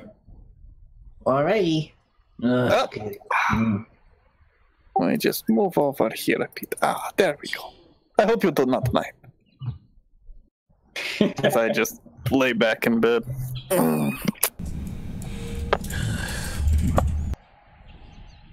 It is a bit cramped, yes. It is, but I need to have privacy. Oh, of course. So, it seems, looking at this, there is something else that is needed to be brought back. Well, you have my attention. Some sort of artifact that apparently has been found in this place. Additional requirement: artifact unearthed by banker's hand.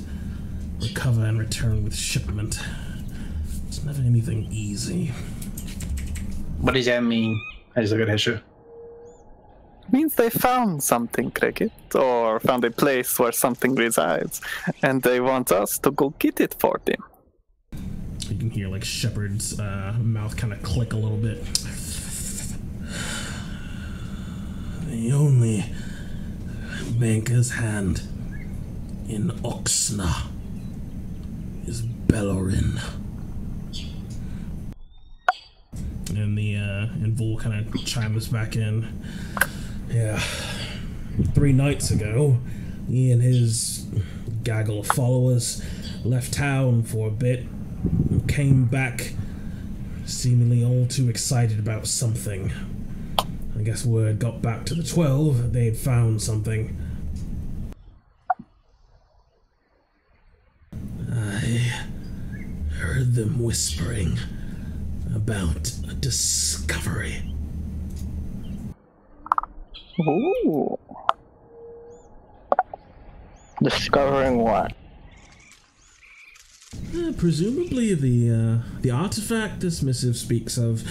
I haven't left the dry spot since. I wager they're probably waiting on someone like you lot to come escort them back to town. So you're saying we gotta go knock some heads together and steal some shit? I love it. Well, I'd rather you didn't have to kill them just for being in the inn. It doesn't seem... We could maybe just steal it while they aren't looking. Break their legs. Got it. We'll attempt stealth.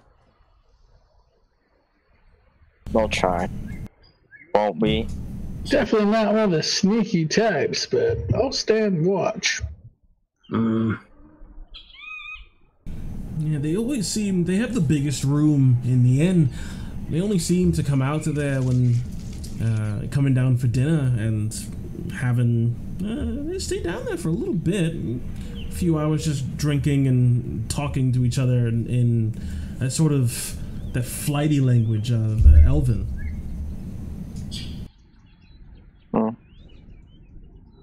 Well, so they have something that we want, although we don't know what it is.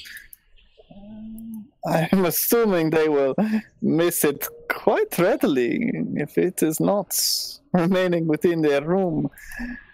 I suppose we're not exactly going to be able to outrun them with your herd of cattle that we are bringing back as well. He just kind of strokes his beard, kind of thinking about the situation. Yeah, we're getting chased out of town for murdering folks in the inn. Not too preferable either. Perhaps if we could get our hands on it, we could leave town shortly after. I did not see them traveling on horses, so they'd be able to move about as quickly as we could. What of the authority of this place? Could they call upon them to chase us down, or would they be on their own once we are out in the plains? Once we're out in the plains, the god, as he puts up his fingers to do sort of air quotes for it, isn't going to want to chase us out into the wilds. No one wants to get lost out there. Wonderful. So we lure them their way during dinner or such.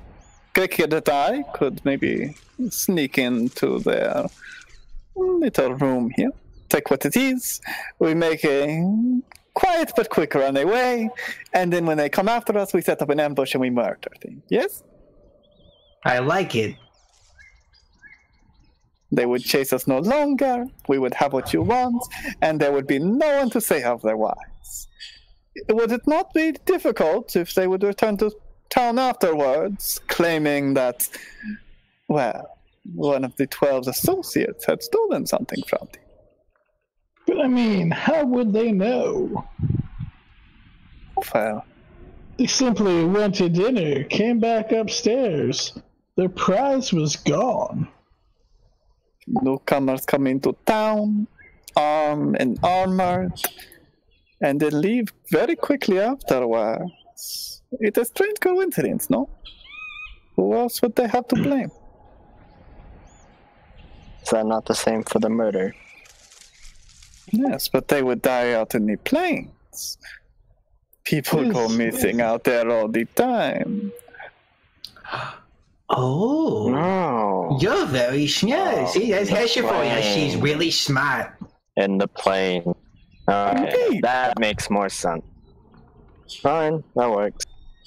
I'm fine with that. What do you think, Vol? I mean, you're kind of the one in charge here. No, I'm sorry. I did not mean to overstay. Big ol' shitting grin on my face. Bounce. I like the forward thinking on this Pennyman. If we can get our hands on this artifact and get out of town and back home to Caelumvale, I like it. If we have to take care of Bellerin and his fools on the road, so be it. I just prefer we didn't have to take care of them in town. Of course not. Wonderful. You know where they're staying? Largest room. It's about 2 opposite this one.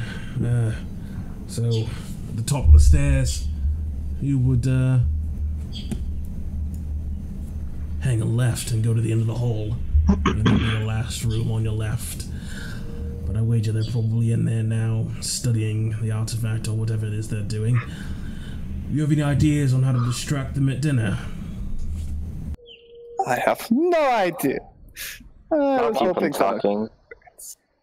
Wonderful. What was that? I'll keep them talking.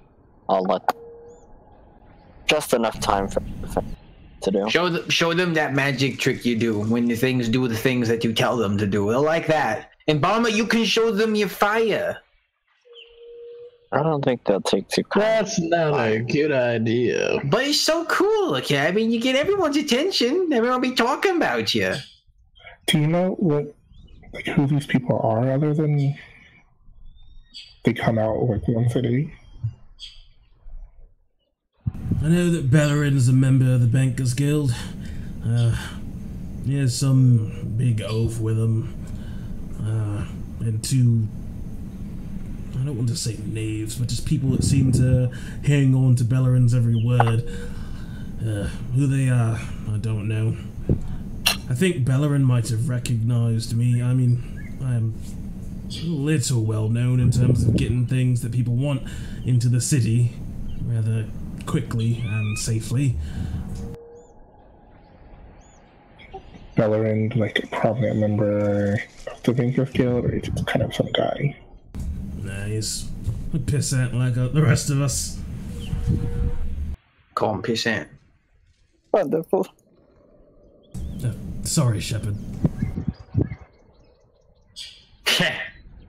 Horrible Rachel slur. His antenna just kind of twitch a little bit.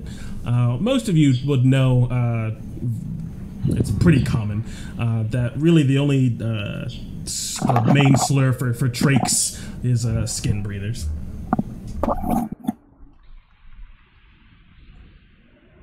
That was more just a turn of phrase misspoke, I guess. So, shall we attempt this tonight during dinner? Well, if we could be quick about it and get out of here, that'd be, I think, pretty good. As Nada just kind of chimes in, his tail seems to be wagging kind of nervously, and he doesn't particularly like the idea of the whole situation, but he seems to be on the up and up. It seems. Might I suggest possibly Vul and your crew leaving a bit ahead of us? If you have cattle that need to be led along the way, we will need to make some space. And, well, if we get stuck right on the outskirts of town, that would do us not good.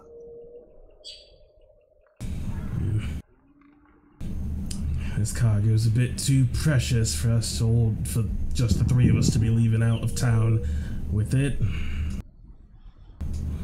Very well. Then we must not be caught. Alright, well, we'll stay downstairs during dinner. I don't want Bellerin to get tipped off by me disappearing, since Wagy probably knows I'm part of the Thieves Guild. I trust you lot can handle it then. Of course. Now, if you wouldn't mind getting out of my bed, that would be, Oh, is this yours? I certainly apologize. Really soft. Still sort of bouncing up and down, and then I just sort of hop off.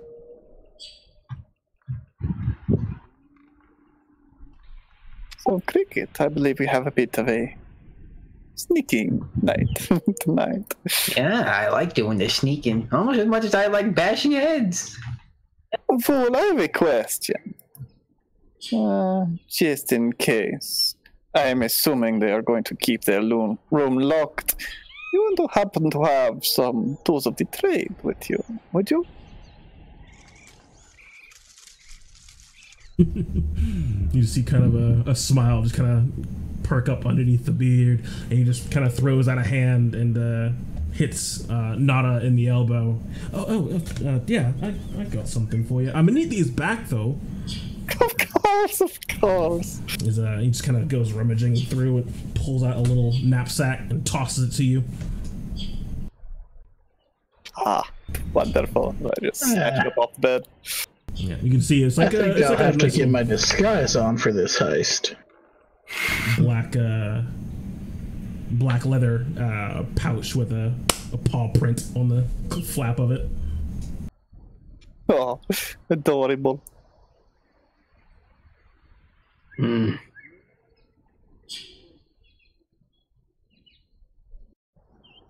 just take a peek inside the little roll to make sure it is what I think it is, and not like his chew toy. That is very rude. Yeah, it's a racist against furries. A set of thieves' tools. Nice.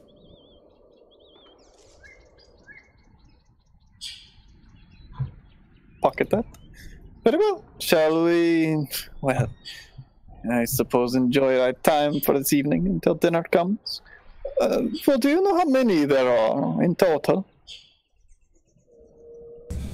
Vol. There's Belorin, the big one, and 2 more. 3 in total, then. Wonderful. It should be I think that's 4. What, 3 others? A guy, a big guy, and 2 others. Ah, I thought you meant that Bellerin was the big man. Very well. Do I get a point of intelligence for being smarter than that shit? God. You lose a point of intelligence. Oh, yeah. 1 int now, enjoy. I am no smarter than an insect. Alright, let's go. Come on, let's get out of it. It fucking smells like dog in here. Do they have a bathroom somewhere in here? Downstairs, outside, and it's a second door on the left-hand side of the building. Mom, I just go on the wall. I'll go to the bathroom and start putting my red paint on so I don't look like a brass dragon anymore. As you find yourself in the bathroom. Hopefully, I put you in the right spot. Yeah, I did. I don't know. I just see darkness all around me. Ooh, the bathroom! Yeah, you gotta zoom out there. How the fuck am I gonna get out of here? That's 1 room. Forever. No! Yes, 3. That's all. Jordan, did you make me a token for my red disguise? Going to say yes. Yay! I sent you one. I think I sent you one. I think I made you one. I know you made me one. Did I send you one? Just totally put a super awesome yes for now. I did. I sent you one. Okay, Hesha, which room did he say it was in? I need to remember this. The largest room on this side of the building, but it is hard to tell from here. Oh. Do not worry, I will have a look around from the outside. See what I can learn. A little bit of casing. Shall we click it? Yeah, and also we'll look around for stuff. Wonderful. Whenever I'm done painting, I'd go back to the common room if I could ever figure out how to escape the bathroom. Woo! Look at that. I'm gonna try to make note of where these rooms are on the building, just like on the side of the building, and then I'll head outside. Rather easily that facing in this direction would be the front of the building. And so that's the left side, and that's the right side. Gotcha.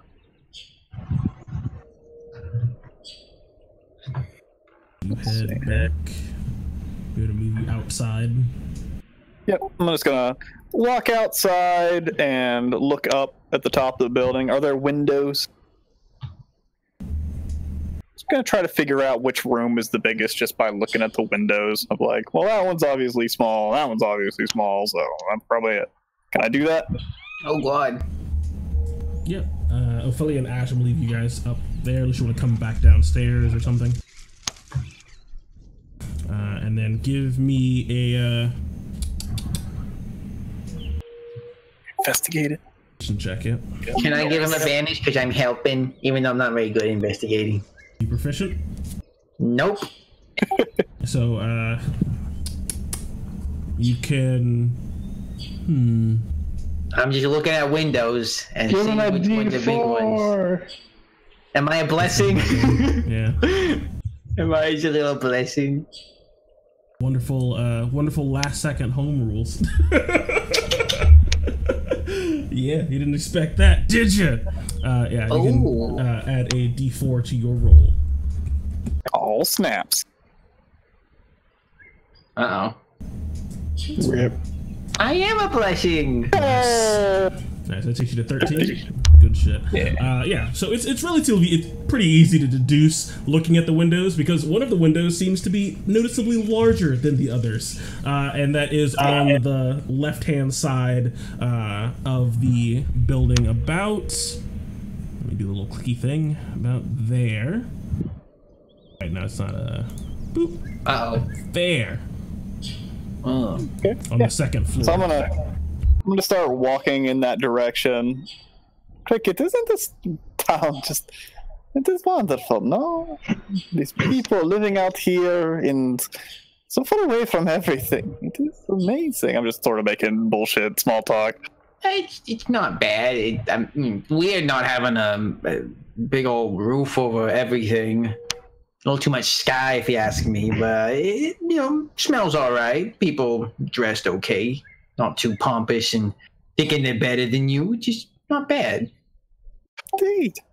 I'm gonna turn the corner around to the side of the building, look up, and see if there's any windows. Notice that there is not a window, but there is a bulge coming out of the building. Oh, it's the chimney. I'm just continue my sort of circle around the building, basically just make it look like I'm just, I'm staying at the end, so I'm just taking a walk, making small talk, and then I'll turn around to the back side of the building, look up, see if there's any windows. Yeah, you see some on the back side. You see 2 windows that seem to line up with the hallway that you walked down to get to Vool's room. Perfect. Ah, wonderful. Looking around, making sure there's nobody really around.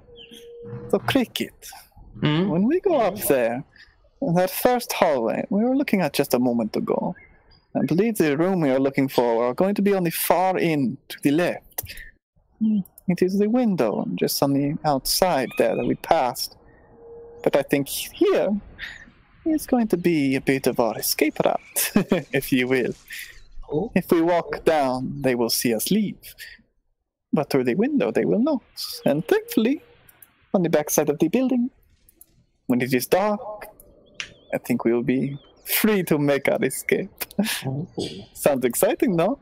Sounds very exciting. So we're gonna go. We're gonna go walk in there in that far room to the left, end of the hallway. To the left, and then we're gonna do what we're gonna do, and then we're gonna go through the window.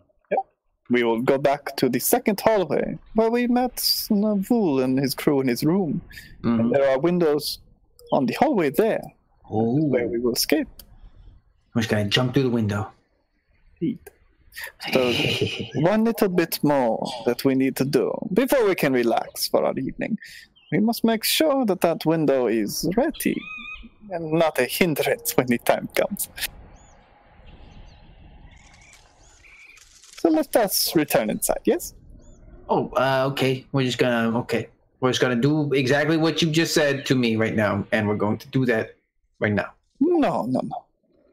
We are simply going to make sure that the window is open for us in the night. And then we will enjoy our evening until dinner time. Okay. As Cricket just processes like 40% of what you just said. I explain it, but I'm just obviously noticing that you're not getting it. I don't really try to go back over it. Go inside, go back up to the second story, and check out the windows on the far hallway leading out to the back of the building.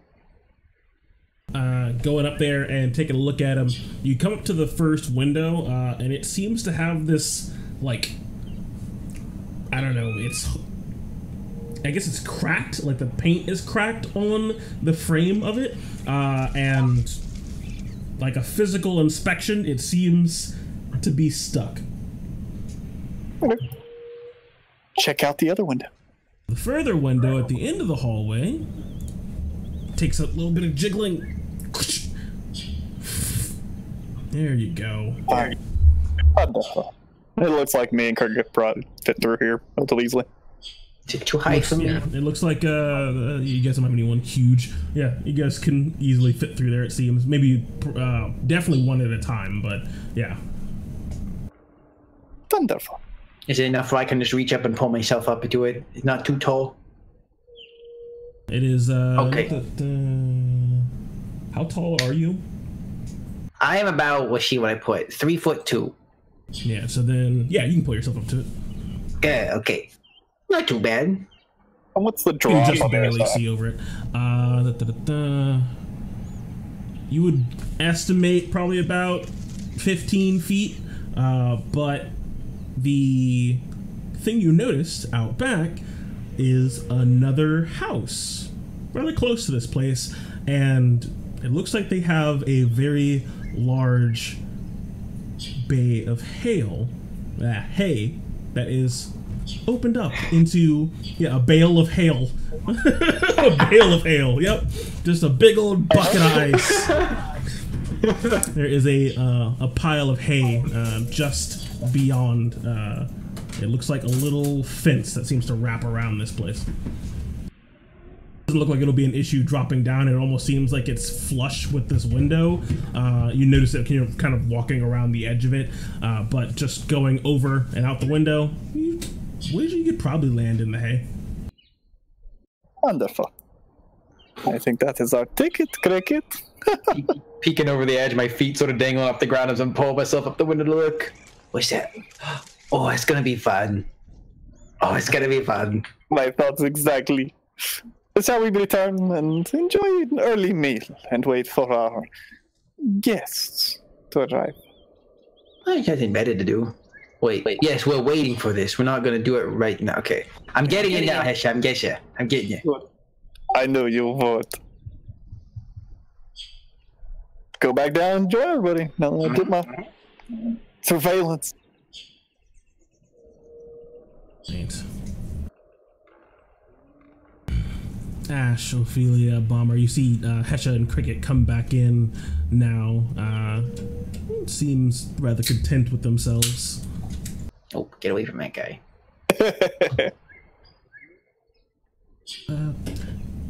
Hesha, was it?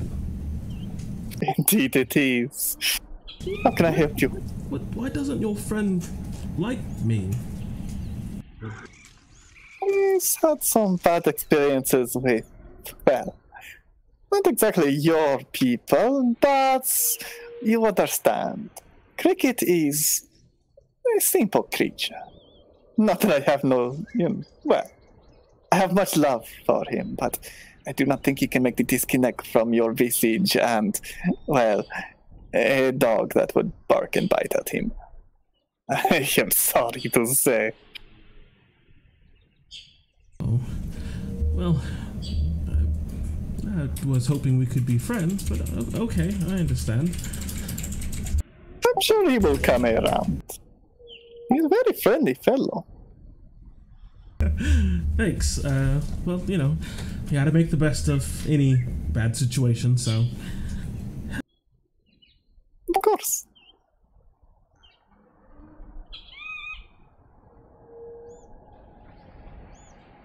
So, Paul, I treated you to a drink. I am assuming you are treating us to dinner?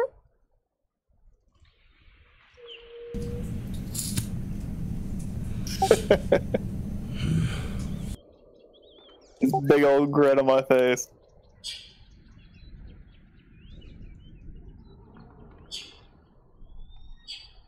You just hear a sharp rap onto the bar itself as someone comes back out.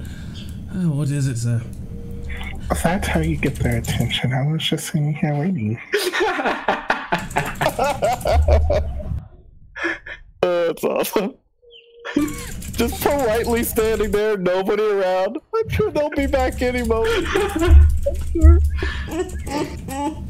I love you, Nick. Gas station, like get your freezy, and you just standing there waiting to pay for it, and it just melts in your hand. Oh, I love it. Who said Nick couldn't play a nice character? I'll fight them. For a lot of us, just something simple. Don't make it too fancy. Simple's all we have, so. He just kind of slides out, taking a look at the group of us, the group of you. And he just slides out 3 silver pieces.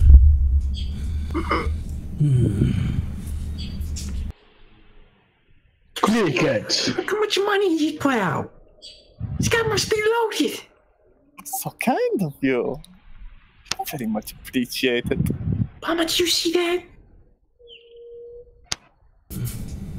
Duh. Well, I'm sure you'll have to repay the kindness soon enough. Oh shit.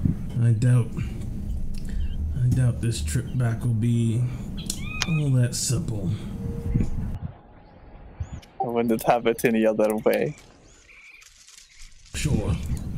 You seem to be, well, you seem to be a bit of a danger chaser. Wonderful. Someone who signs up with the 12, hoping for, I don't know, getting yourself into the thick of things. You be careful before you find yourself in something you can't get out of. Oh, of course, of course. I didn't exactly do all this just to die.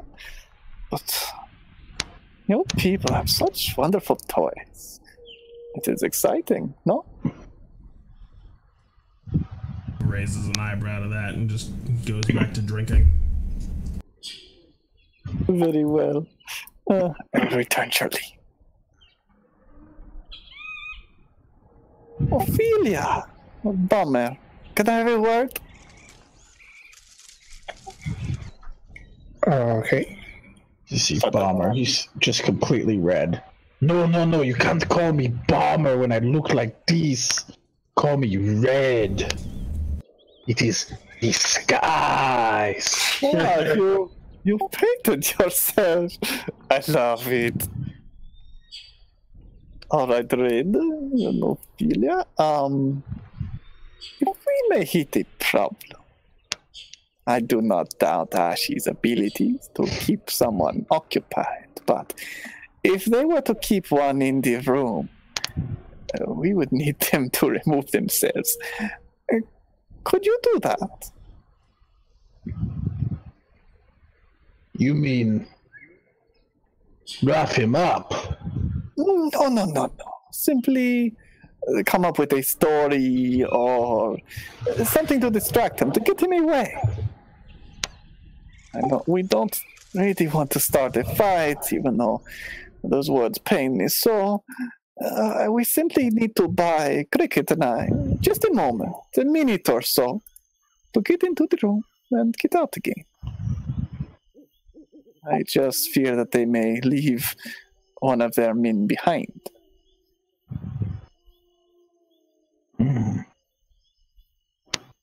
Well, it is a task I leave to you. I trust you.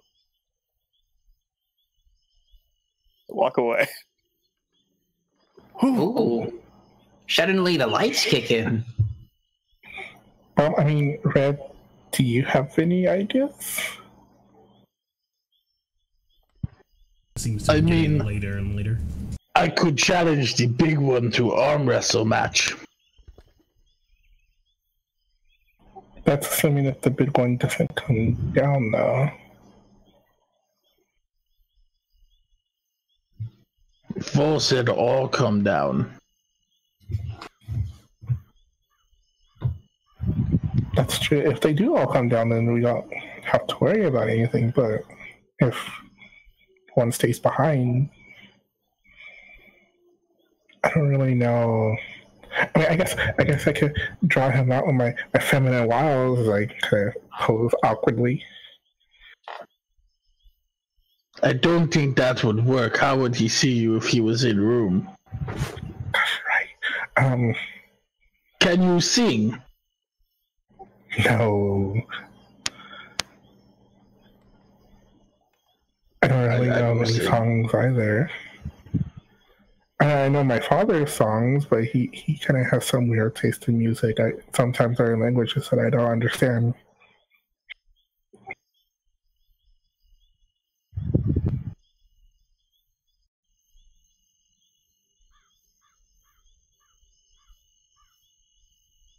Do it, Nick. Sing something in Korean. I don't speak Korean. I don't know. We have to find some way to keep them down here. Maybe you dance with them. I can't really dance. Maybe if one tries to go back up there, I don't think they would look at your feet. That's not what that means. I guess we could figure out something when they finally come down. That sounds like plan. So why are you talking like that? It is part of persona.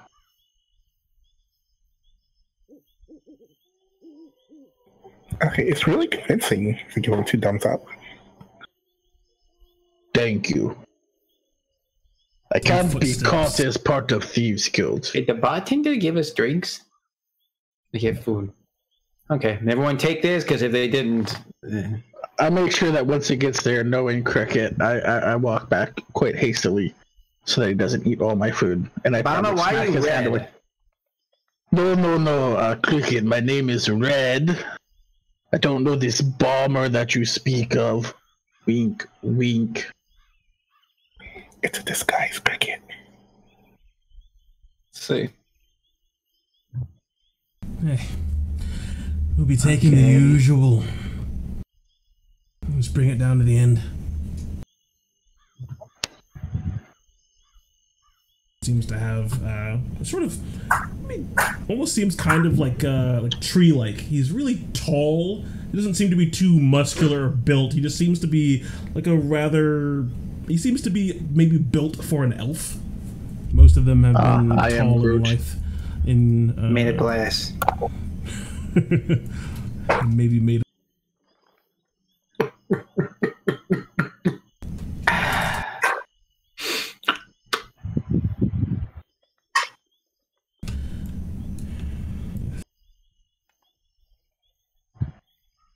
So take. Big man just kind of mutters something in some sort of. Almost, it sounds like water. As he just walks past you, Cricket.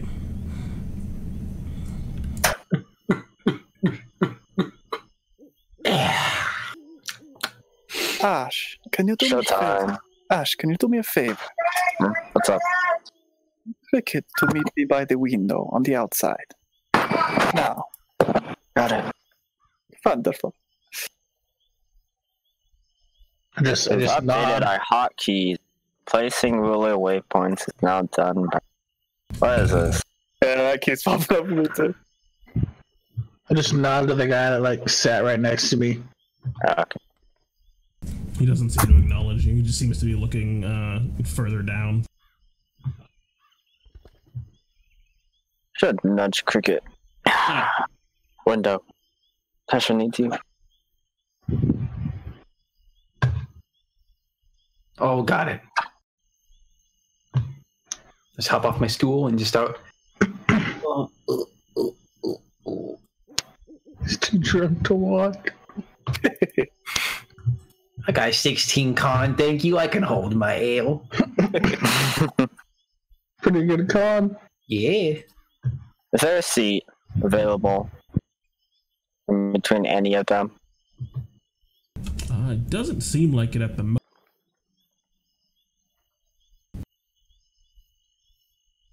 Red, As I try to pull him closer to me.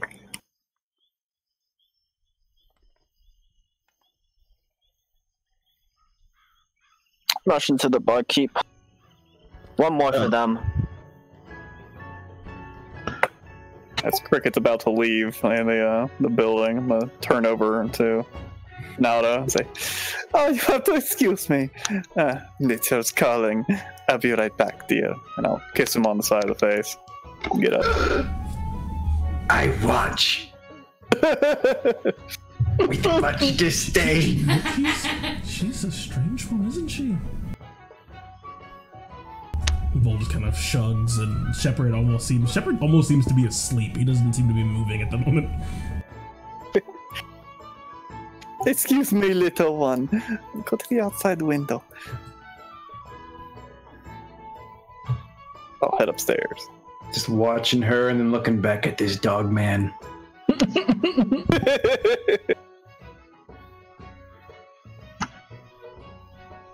Just walk outside. As Cricket heads outside and heads upstairs, and appears somebody who seems to have like a bit more colorful clothing and a small like pan flute or something like that. Just seems to start playing a rather lively tune. It looks like perhaps this place has maybe a bard that comes through and just plays music for the inn or something.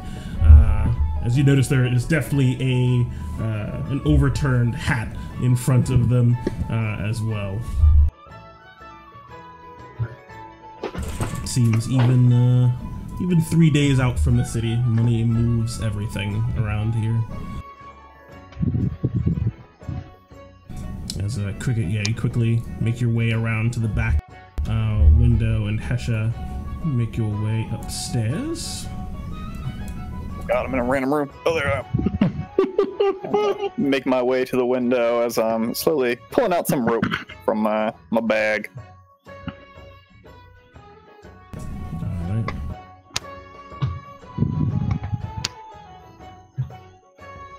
Slowly open up the window, trying to be quiet, and I'll throw the rope down to Cricket.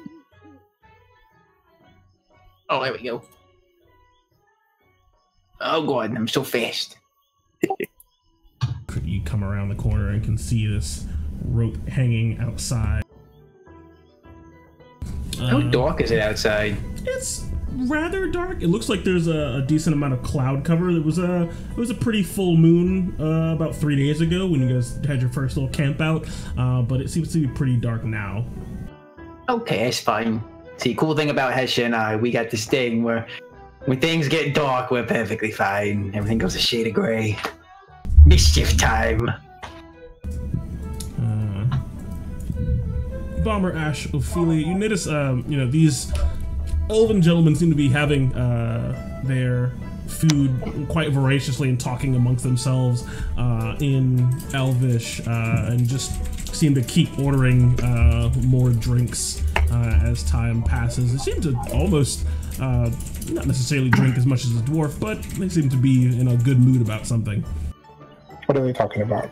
What are they talking about? Both of you speak I Elvish? can't understand a word they say. Do you I also speak Elvish? Alright. I do speak Elvish and Dwarvish and a lot of different languages. Oh snap, Mr. Knowledge Boy. Mm-hmm. Yep. Undercommon. I also speak Undercommon. I just cast Fireball on the language table, so I mean, picked up most of them.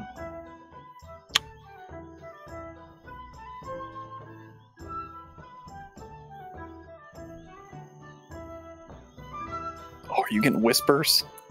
Y'all are getting whispers. Alright, and that's what you hear them talking about. Yeah, I'll just keep my ale to myself. Drinking a bit.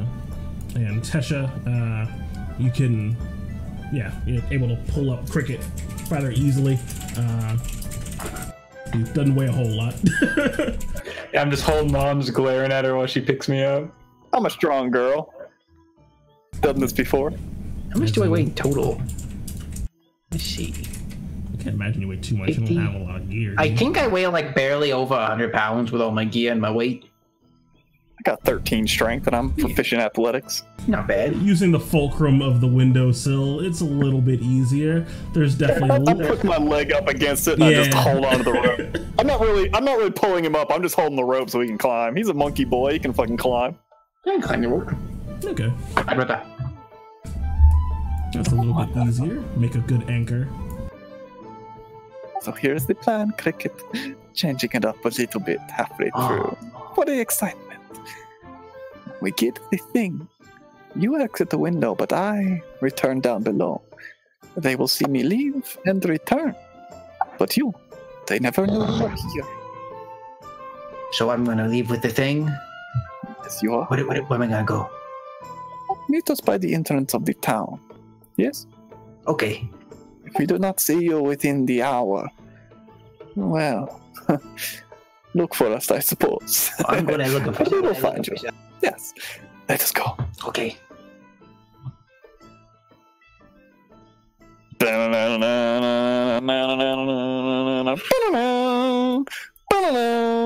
she doing the finger gun motions as she's walking down the hall? Somersaulting on the ground.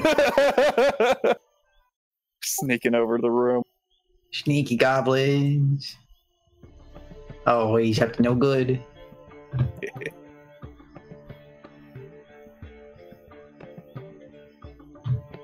Put my ear to the door. See if I hear anybody breathing or moving around. I put my ear to the door too because I got big ears. All right. Both of you give me perception checks.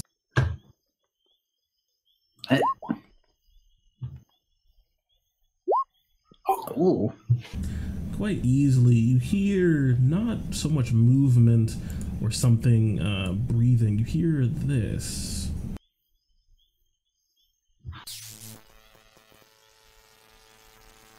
Does that sound familiar? Well, that does not sound good. That doesn't sound familiar, does it? No. I know what you're thinking of. Okay. No. Yeah, that sounded more like thunder. Okay, I figured. But this sounds like lightning or electricity, some sort of current. It sounds like it's kind of rhythmic almost. It doesn't sound like it's coming from the door. It sounds like something inside the room, maybe? 15, 17? Yeah, it sounds like something inside the room. And as you're kind of like, you both like kind of put your ears to it and listen, and you both hear the same thing, the realization spreading on your face, and you look at each other, and then you kind of like, you're like, what on earth is that? And as you kind of step back from it, just hearing the strange noise, you also notice something else. Right at the lip of the door, a small bit of metal. It looks like something silver, make like a small little platform, like a little square rectangle is underneath the door itself. And it is metal against wood. It is very obvious that this is some sort of pressure plate or something. I was about to ask if I could investigate for traps. Good deal. Yeah, what's your investigation score?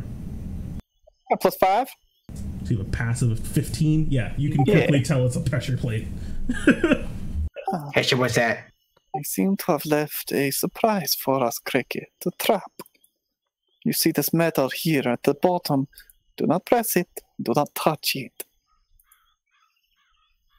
Okay. So, don't touch it at all. That's correct. Even if there's like a piece of gold or something on there. Nothing at all. No, do not touch it, Cricket. I do not think they baited it. I think it's simply if you walk on the threshold. Whatever that sound is will give us a nasty surprise. But now that we know it is here, it should be nothing to fear. Let us get this door open, no? Okay. No touching that. No. Just make sure that it's not, like, looking at the side of the door that's not connected to the little bolt section of the door knob. So, if I just try to open the door, the trap's not going to go off also. Looking at that, you see, looking at the door and then following from the pressure plate up, you realize, oh, there's actually a thin piece of metal wire connecting the two. Oh. Well, always something. Let's see what little tools our friend shared with us, no? And I'll open up the tools kit and see if I can find, like, some pliers. Yeah. Oh, is that what you got from there? Indeed. With the tools of the trade. Used these in the past. They are quite handy. Let's see. I think I've seen some of those before. I might be able to help you with that. With my thieves' tool proficiency. Wonderful. See the pressure plate. Hold it upward so that it does not fall, and I will cut this wire clean. So when I move the door, the wire does not touch the plate, and it will not be triggered. Okay, so touch this. Put your fingers, just the nails, underneath to keep it aloft. Oh, that's Make sure it does not fall down. God, disgustingly long nails. I'm gonna try to disarm the trap. I'm gonna try and help. All right, I'm assuming, are you also proficient in thieves' tools? Oh yeah, I just can't afford them. Make this check with advantage. Oh, yeah. 21. Yeah. All right, yeah. You reach over and you're just timing everything, it seems like, perfectly. The trap doesn't seem to be too complicated.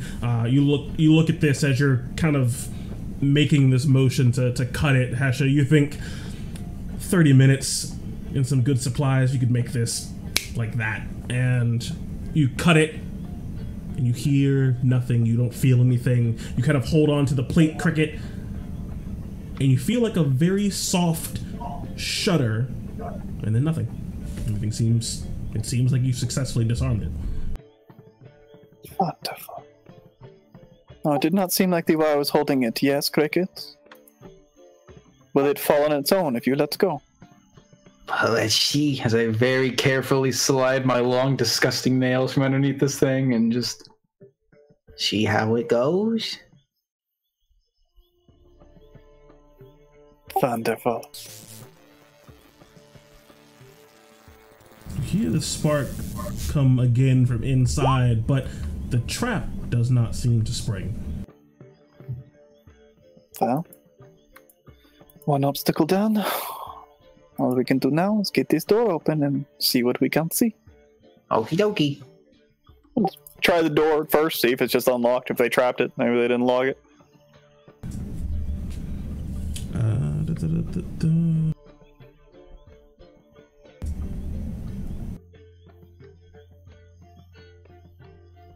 Yeah, you test the door. Click.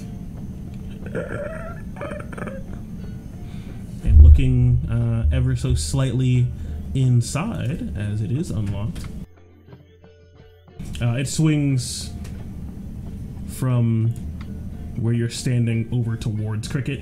So, like, in. Oh, it swings in? Okay. Oh, it swings out.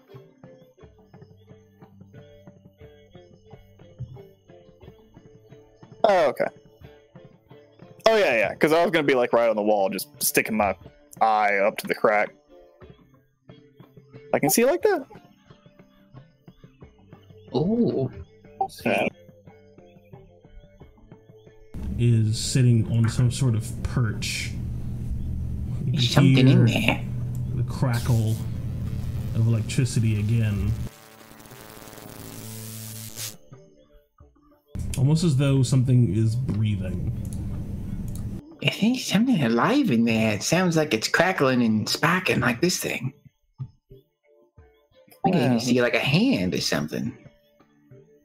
Looking down the floor, does it look like there's a wire or something running from the pressure plate into the room, even though I can't see that looking far in the further room? in, what you can actually see is it looks like there is a wire running from the pressure plate all the way back, and you can see just barely in the shapes against the wood what looks like a thick, heavy crossbow. What is that? But that means it is not connected to that sound we are hearing. And this thing you say, that is varying. although it has not reacted to the door opening or voices. I just carefully like point a finger up in this direction. Just looks like it's sitting there like some sort of weird... I don't even know what that is.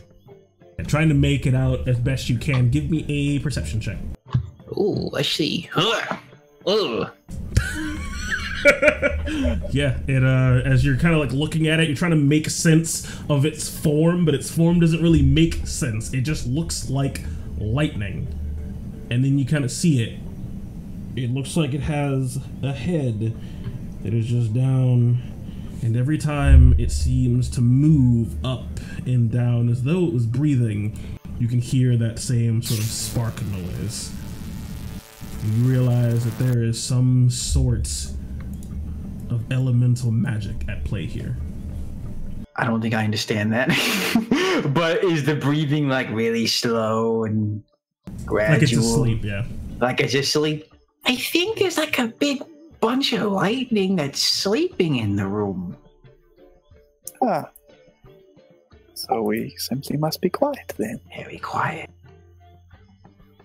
Well, do you want the honors, or should I? I can.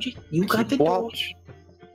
And as you all are trying to figure out what it is you want to do, Ash, Red, and Ophelia, it seems like Hesha hasn't returned in a little bit, and these men seem to be rather preoccupied with what it is they're doing, eating and discussing plans and advancement with the Bankers Guild, etc., etc. It might dawn on you to investigate. To investigate them or to investigate Hesha? The latter.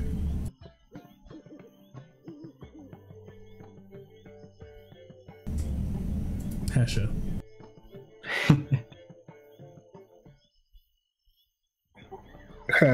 Look at Ash and Bomber. Sorry, Ash and Red. Duh. Should one of us go up there, see if they're having trouble, or if they're dead? I don't think so. I think it would be kind of suspicious if neither one of us go up there.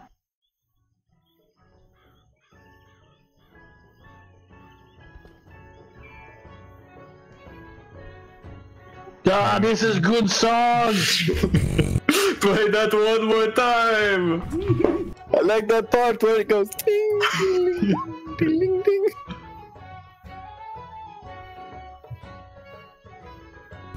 Okay, well, since you're back, Ash, I was saying it seems like it's been a bit of time since Hesha and Cricket left, and it seems like they're taking a little bit longer than this should be, and it might be dawning on you to investigate further.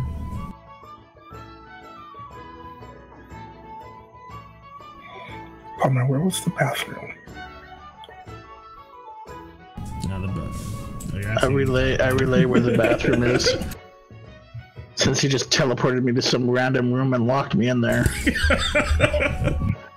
Is it like outside? Is it upstairs? I relay where the bathroom is. It is. So I have no idea. It is outside and then south, and it's on like the edge of the building. It's on the first floor. You want to head to the bathroom? No, I was gonna try to use that as my excuse when it's outside.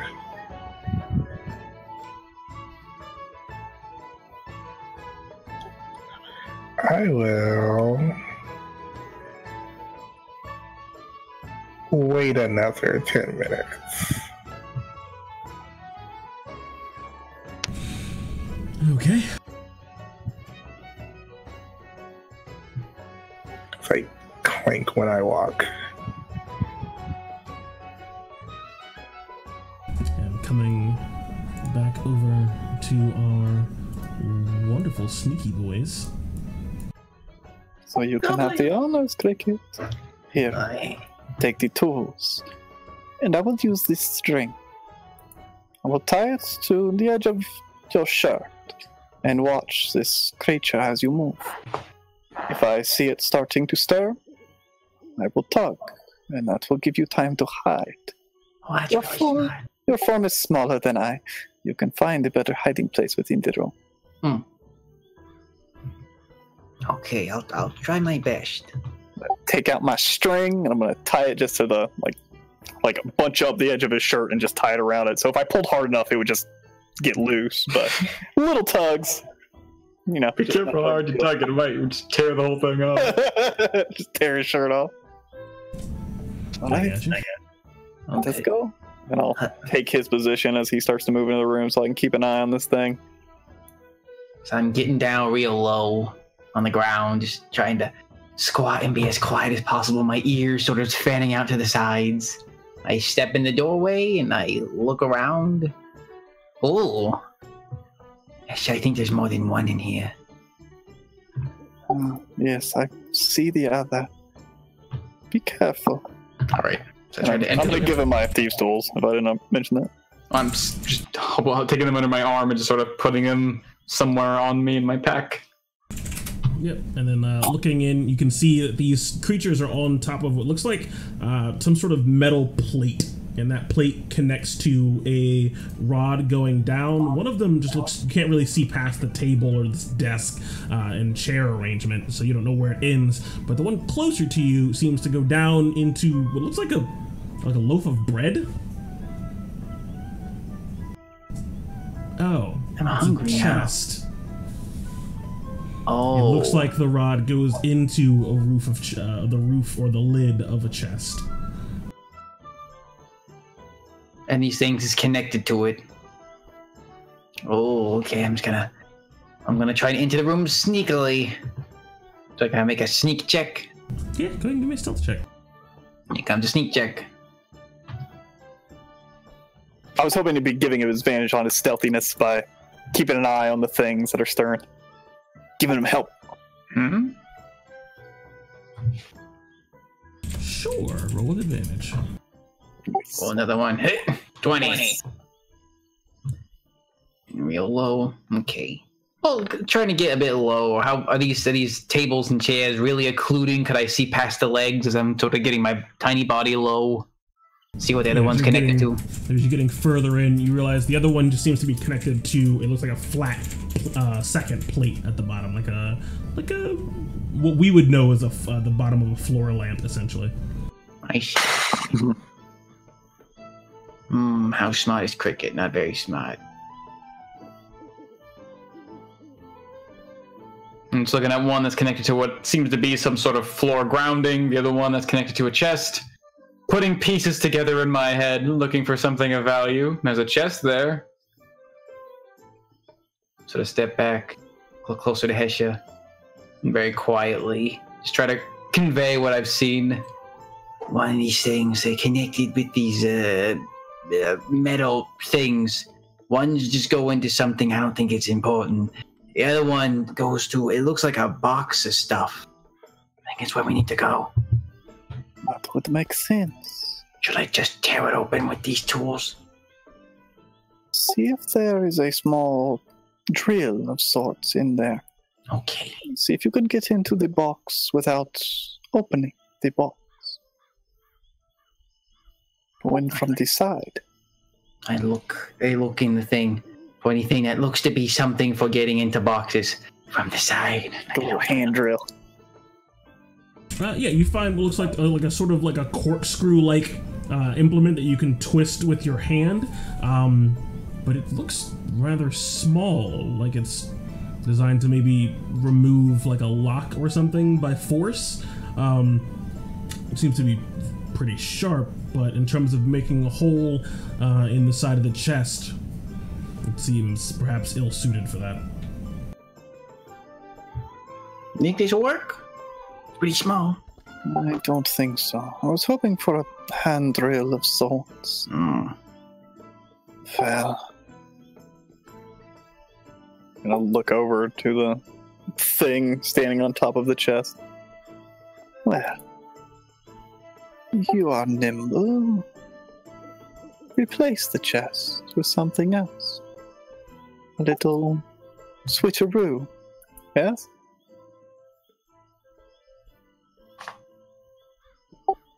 Do I have a box? Start looking around the room, seeing if there's anything similar to the size and shape.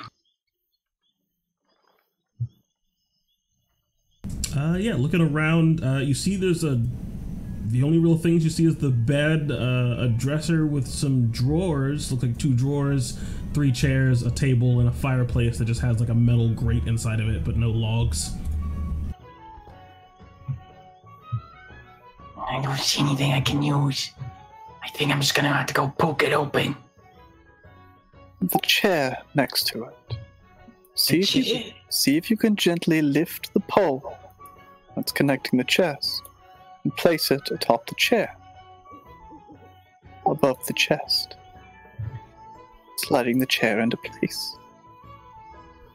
I'm not sure, but I trust Jasha. It is only a guess. And if it goes wrong, well, we take it and we run. We take it and we run. As I start very carefully making my ways close to this thing. Give me another stealth check with advantage. Hey, sneaky, sneaky. A little less quiet this time, getting a little too confident.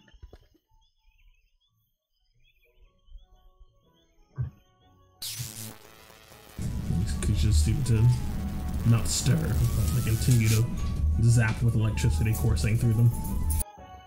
Okay, getting real close as I possibly can. I'm gonna carefully. How big are these chairs? They seem decently sized, like you'd fit into it comfortably. It's not too big or too small. They definitely seem bigger than the chest. The chest is about the size of like a loaf of bread or so. But Hesha said I should do it. Getting closer, you're close enough now to look at the chest and see the pole going, and it's sitting on top of the chest, on top, like into the lid, and you can see it seems like maybe it's just your eyes. It seems like it's connected. So you'd reason that you'd have to try to disconnect the pole from the chest lid. This is just getting complicated for old Cricket. Does it look like it's secured in any way? It doesn't look like it's tied down or anything. But like the way it's connected, does it look like? Oh, I don't want to touch it. I'm gonna tug on his shirt. What?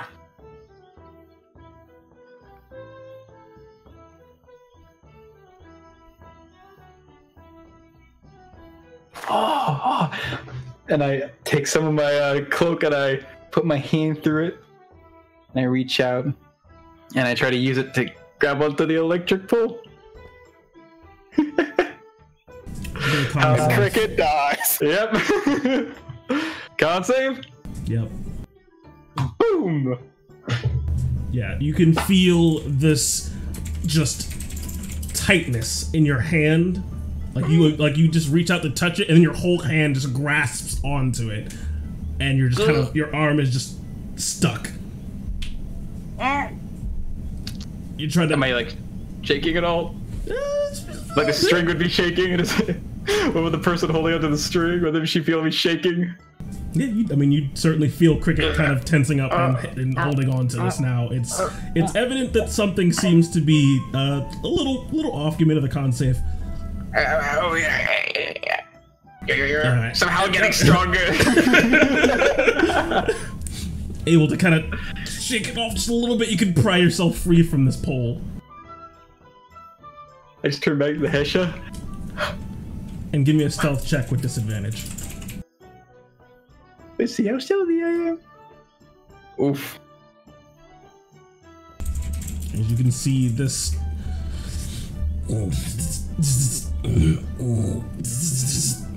head of this creature kind of open up, and you see it's like not really a mouth, but just like a hole that seems to open up into just black as best. Well, you see in grayscale, so it just looks black, kind of open up as it almost seems to yawn on top of its perch, and then kind of just like look over at the other pair of it. and then look down at you. I just reach out and try to grab the chest. Another con save.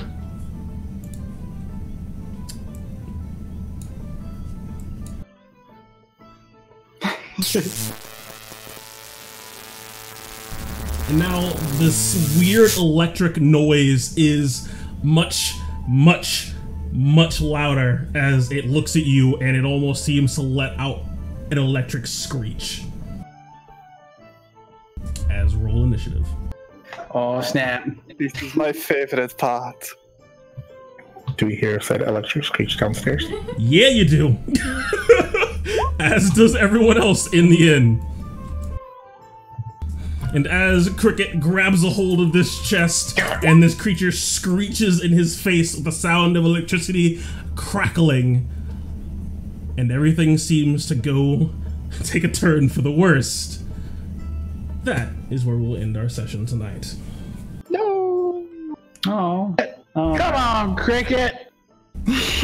As I pull out a flask of oil. Oh, God. Jeez, the whole inn. No, please. To ashes with everything.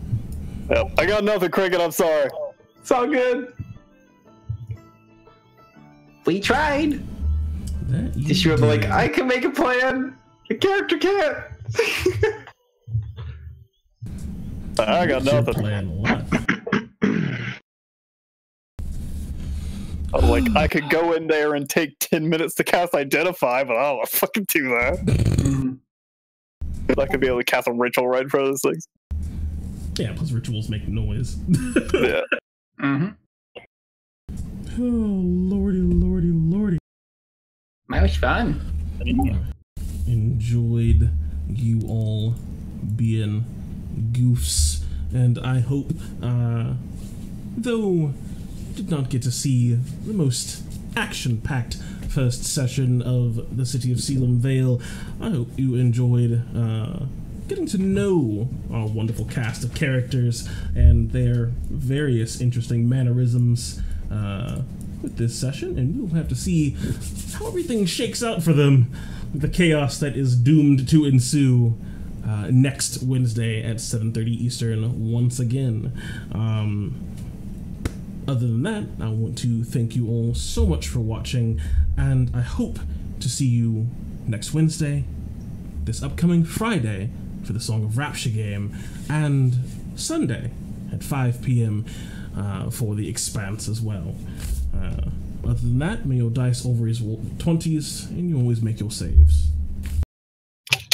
Video. Judas.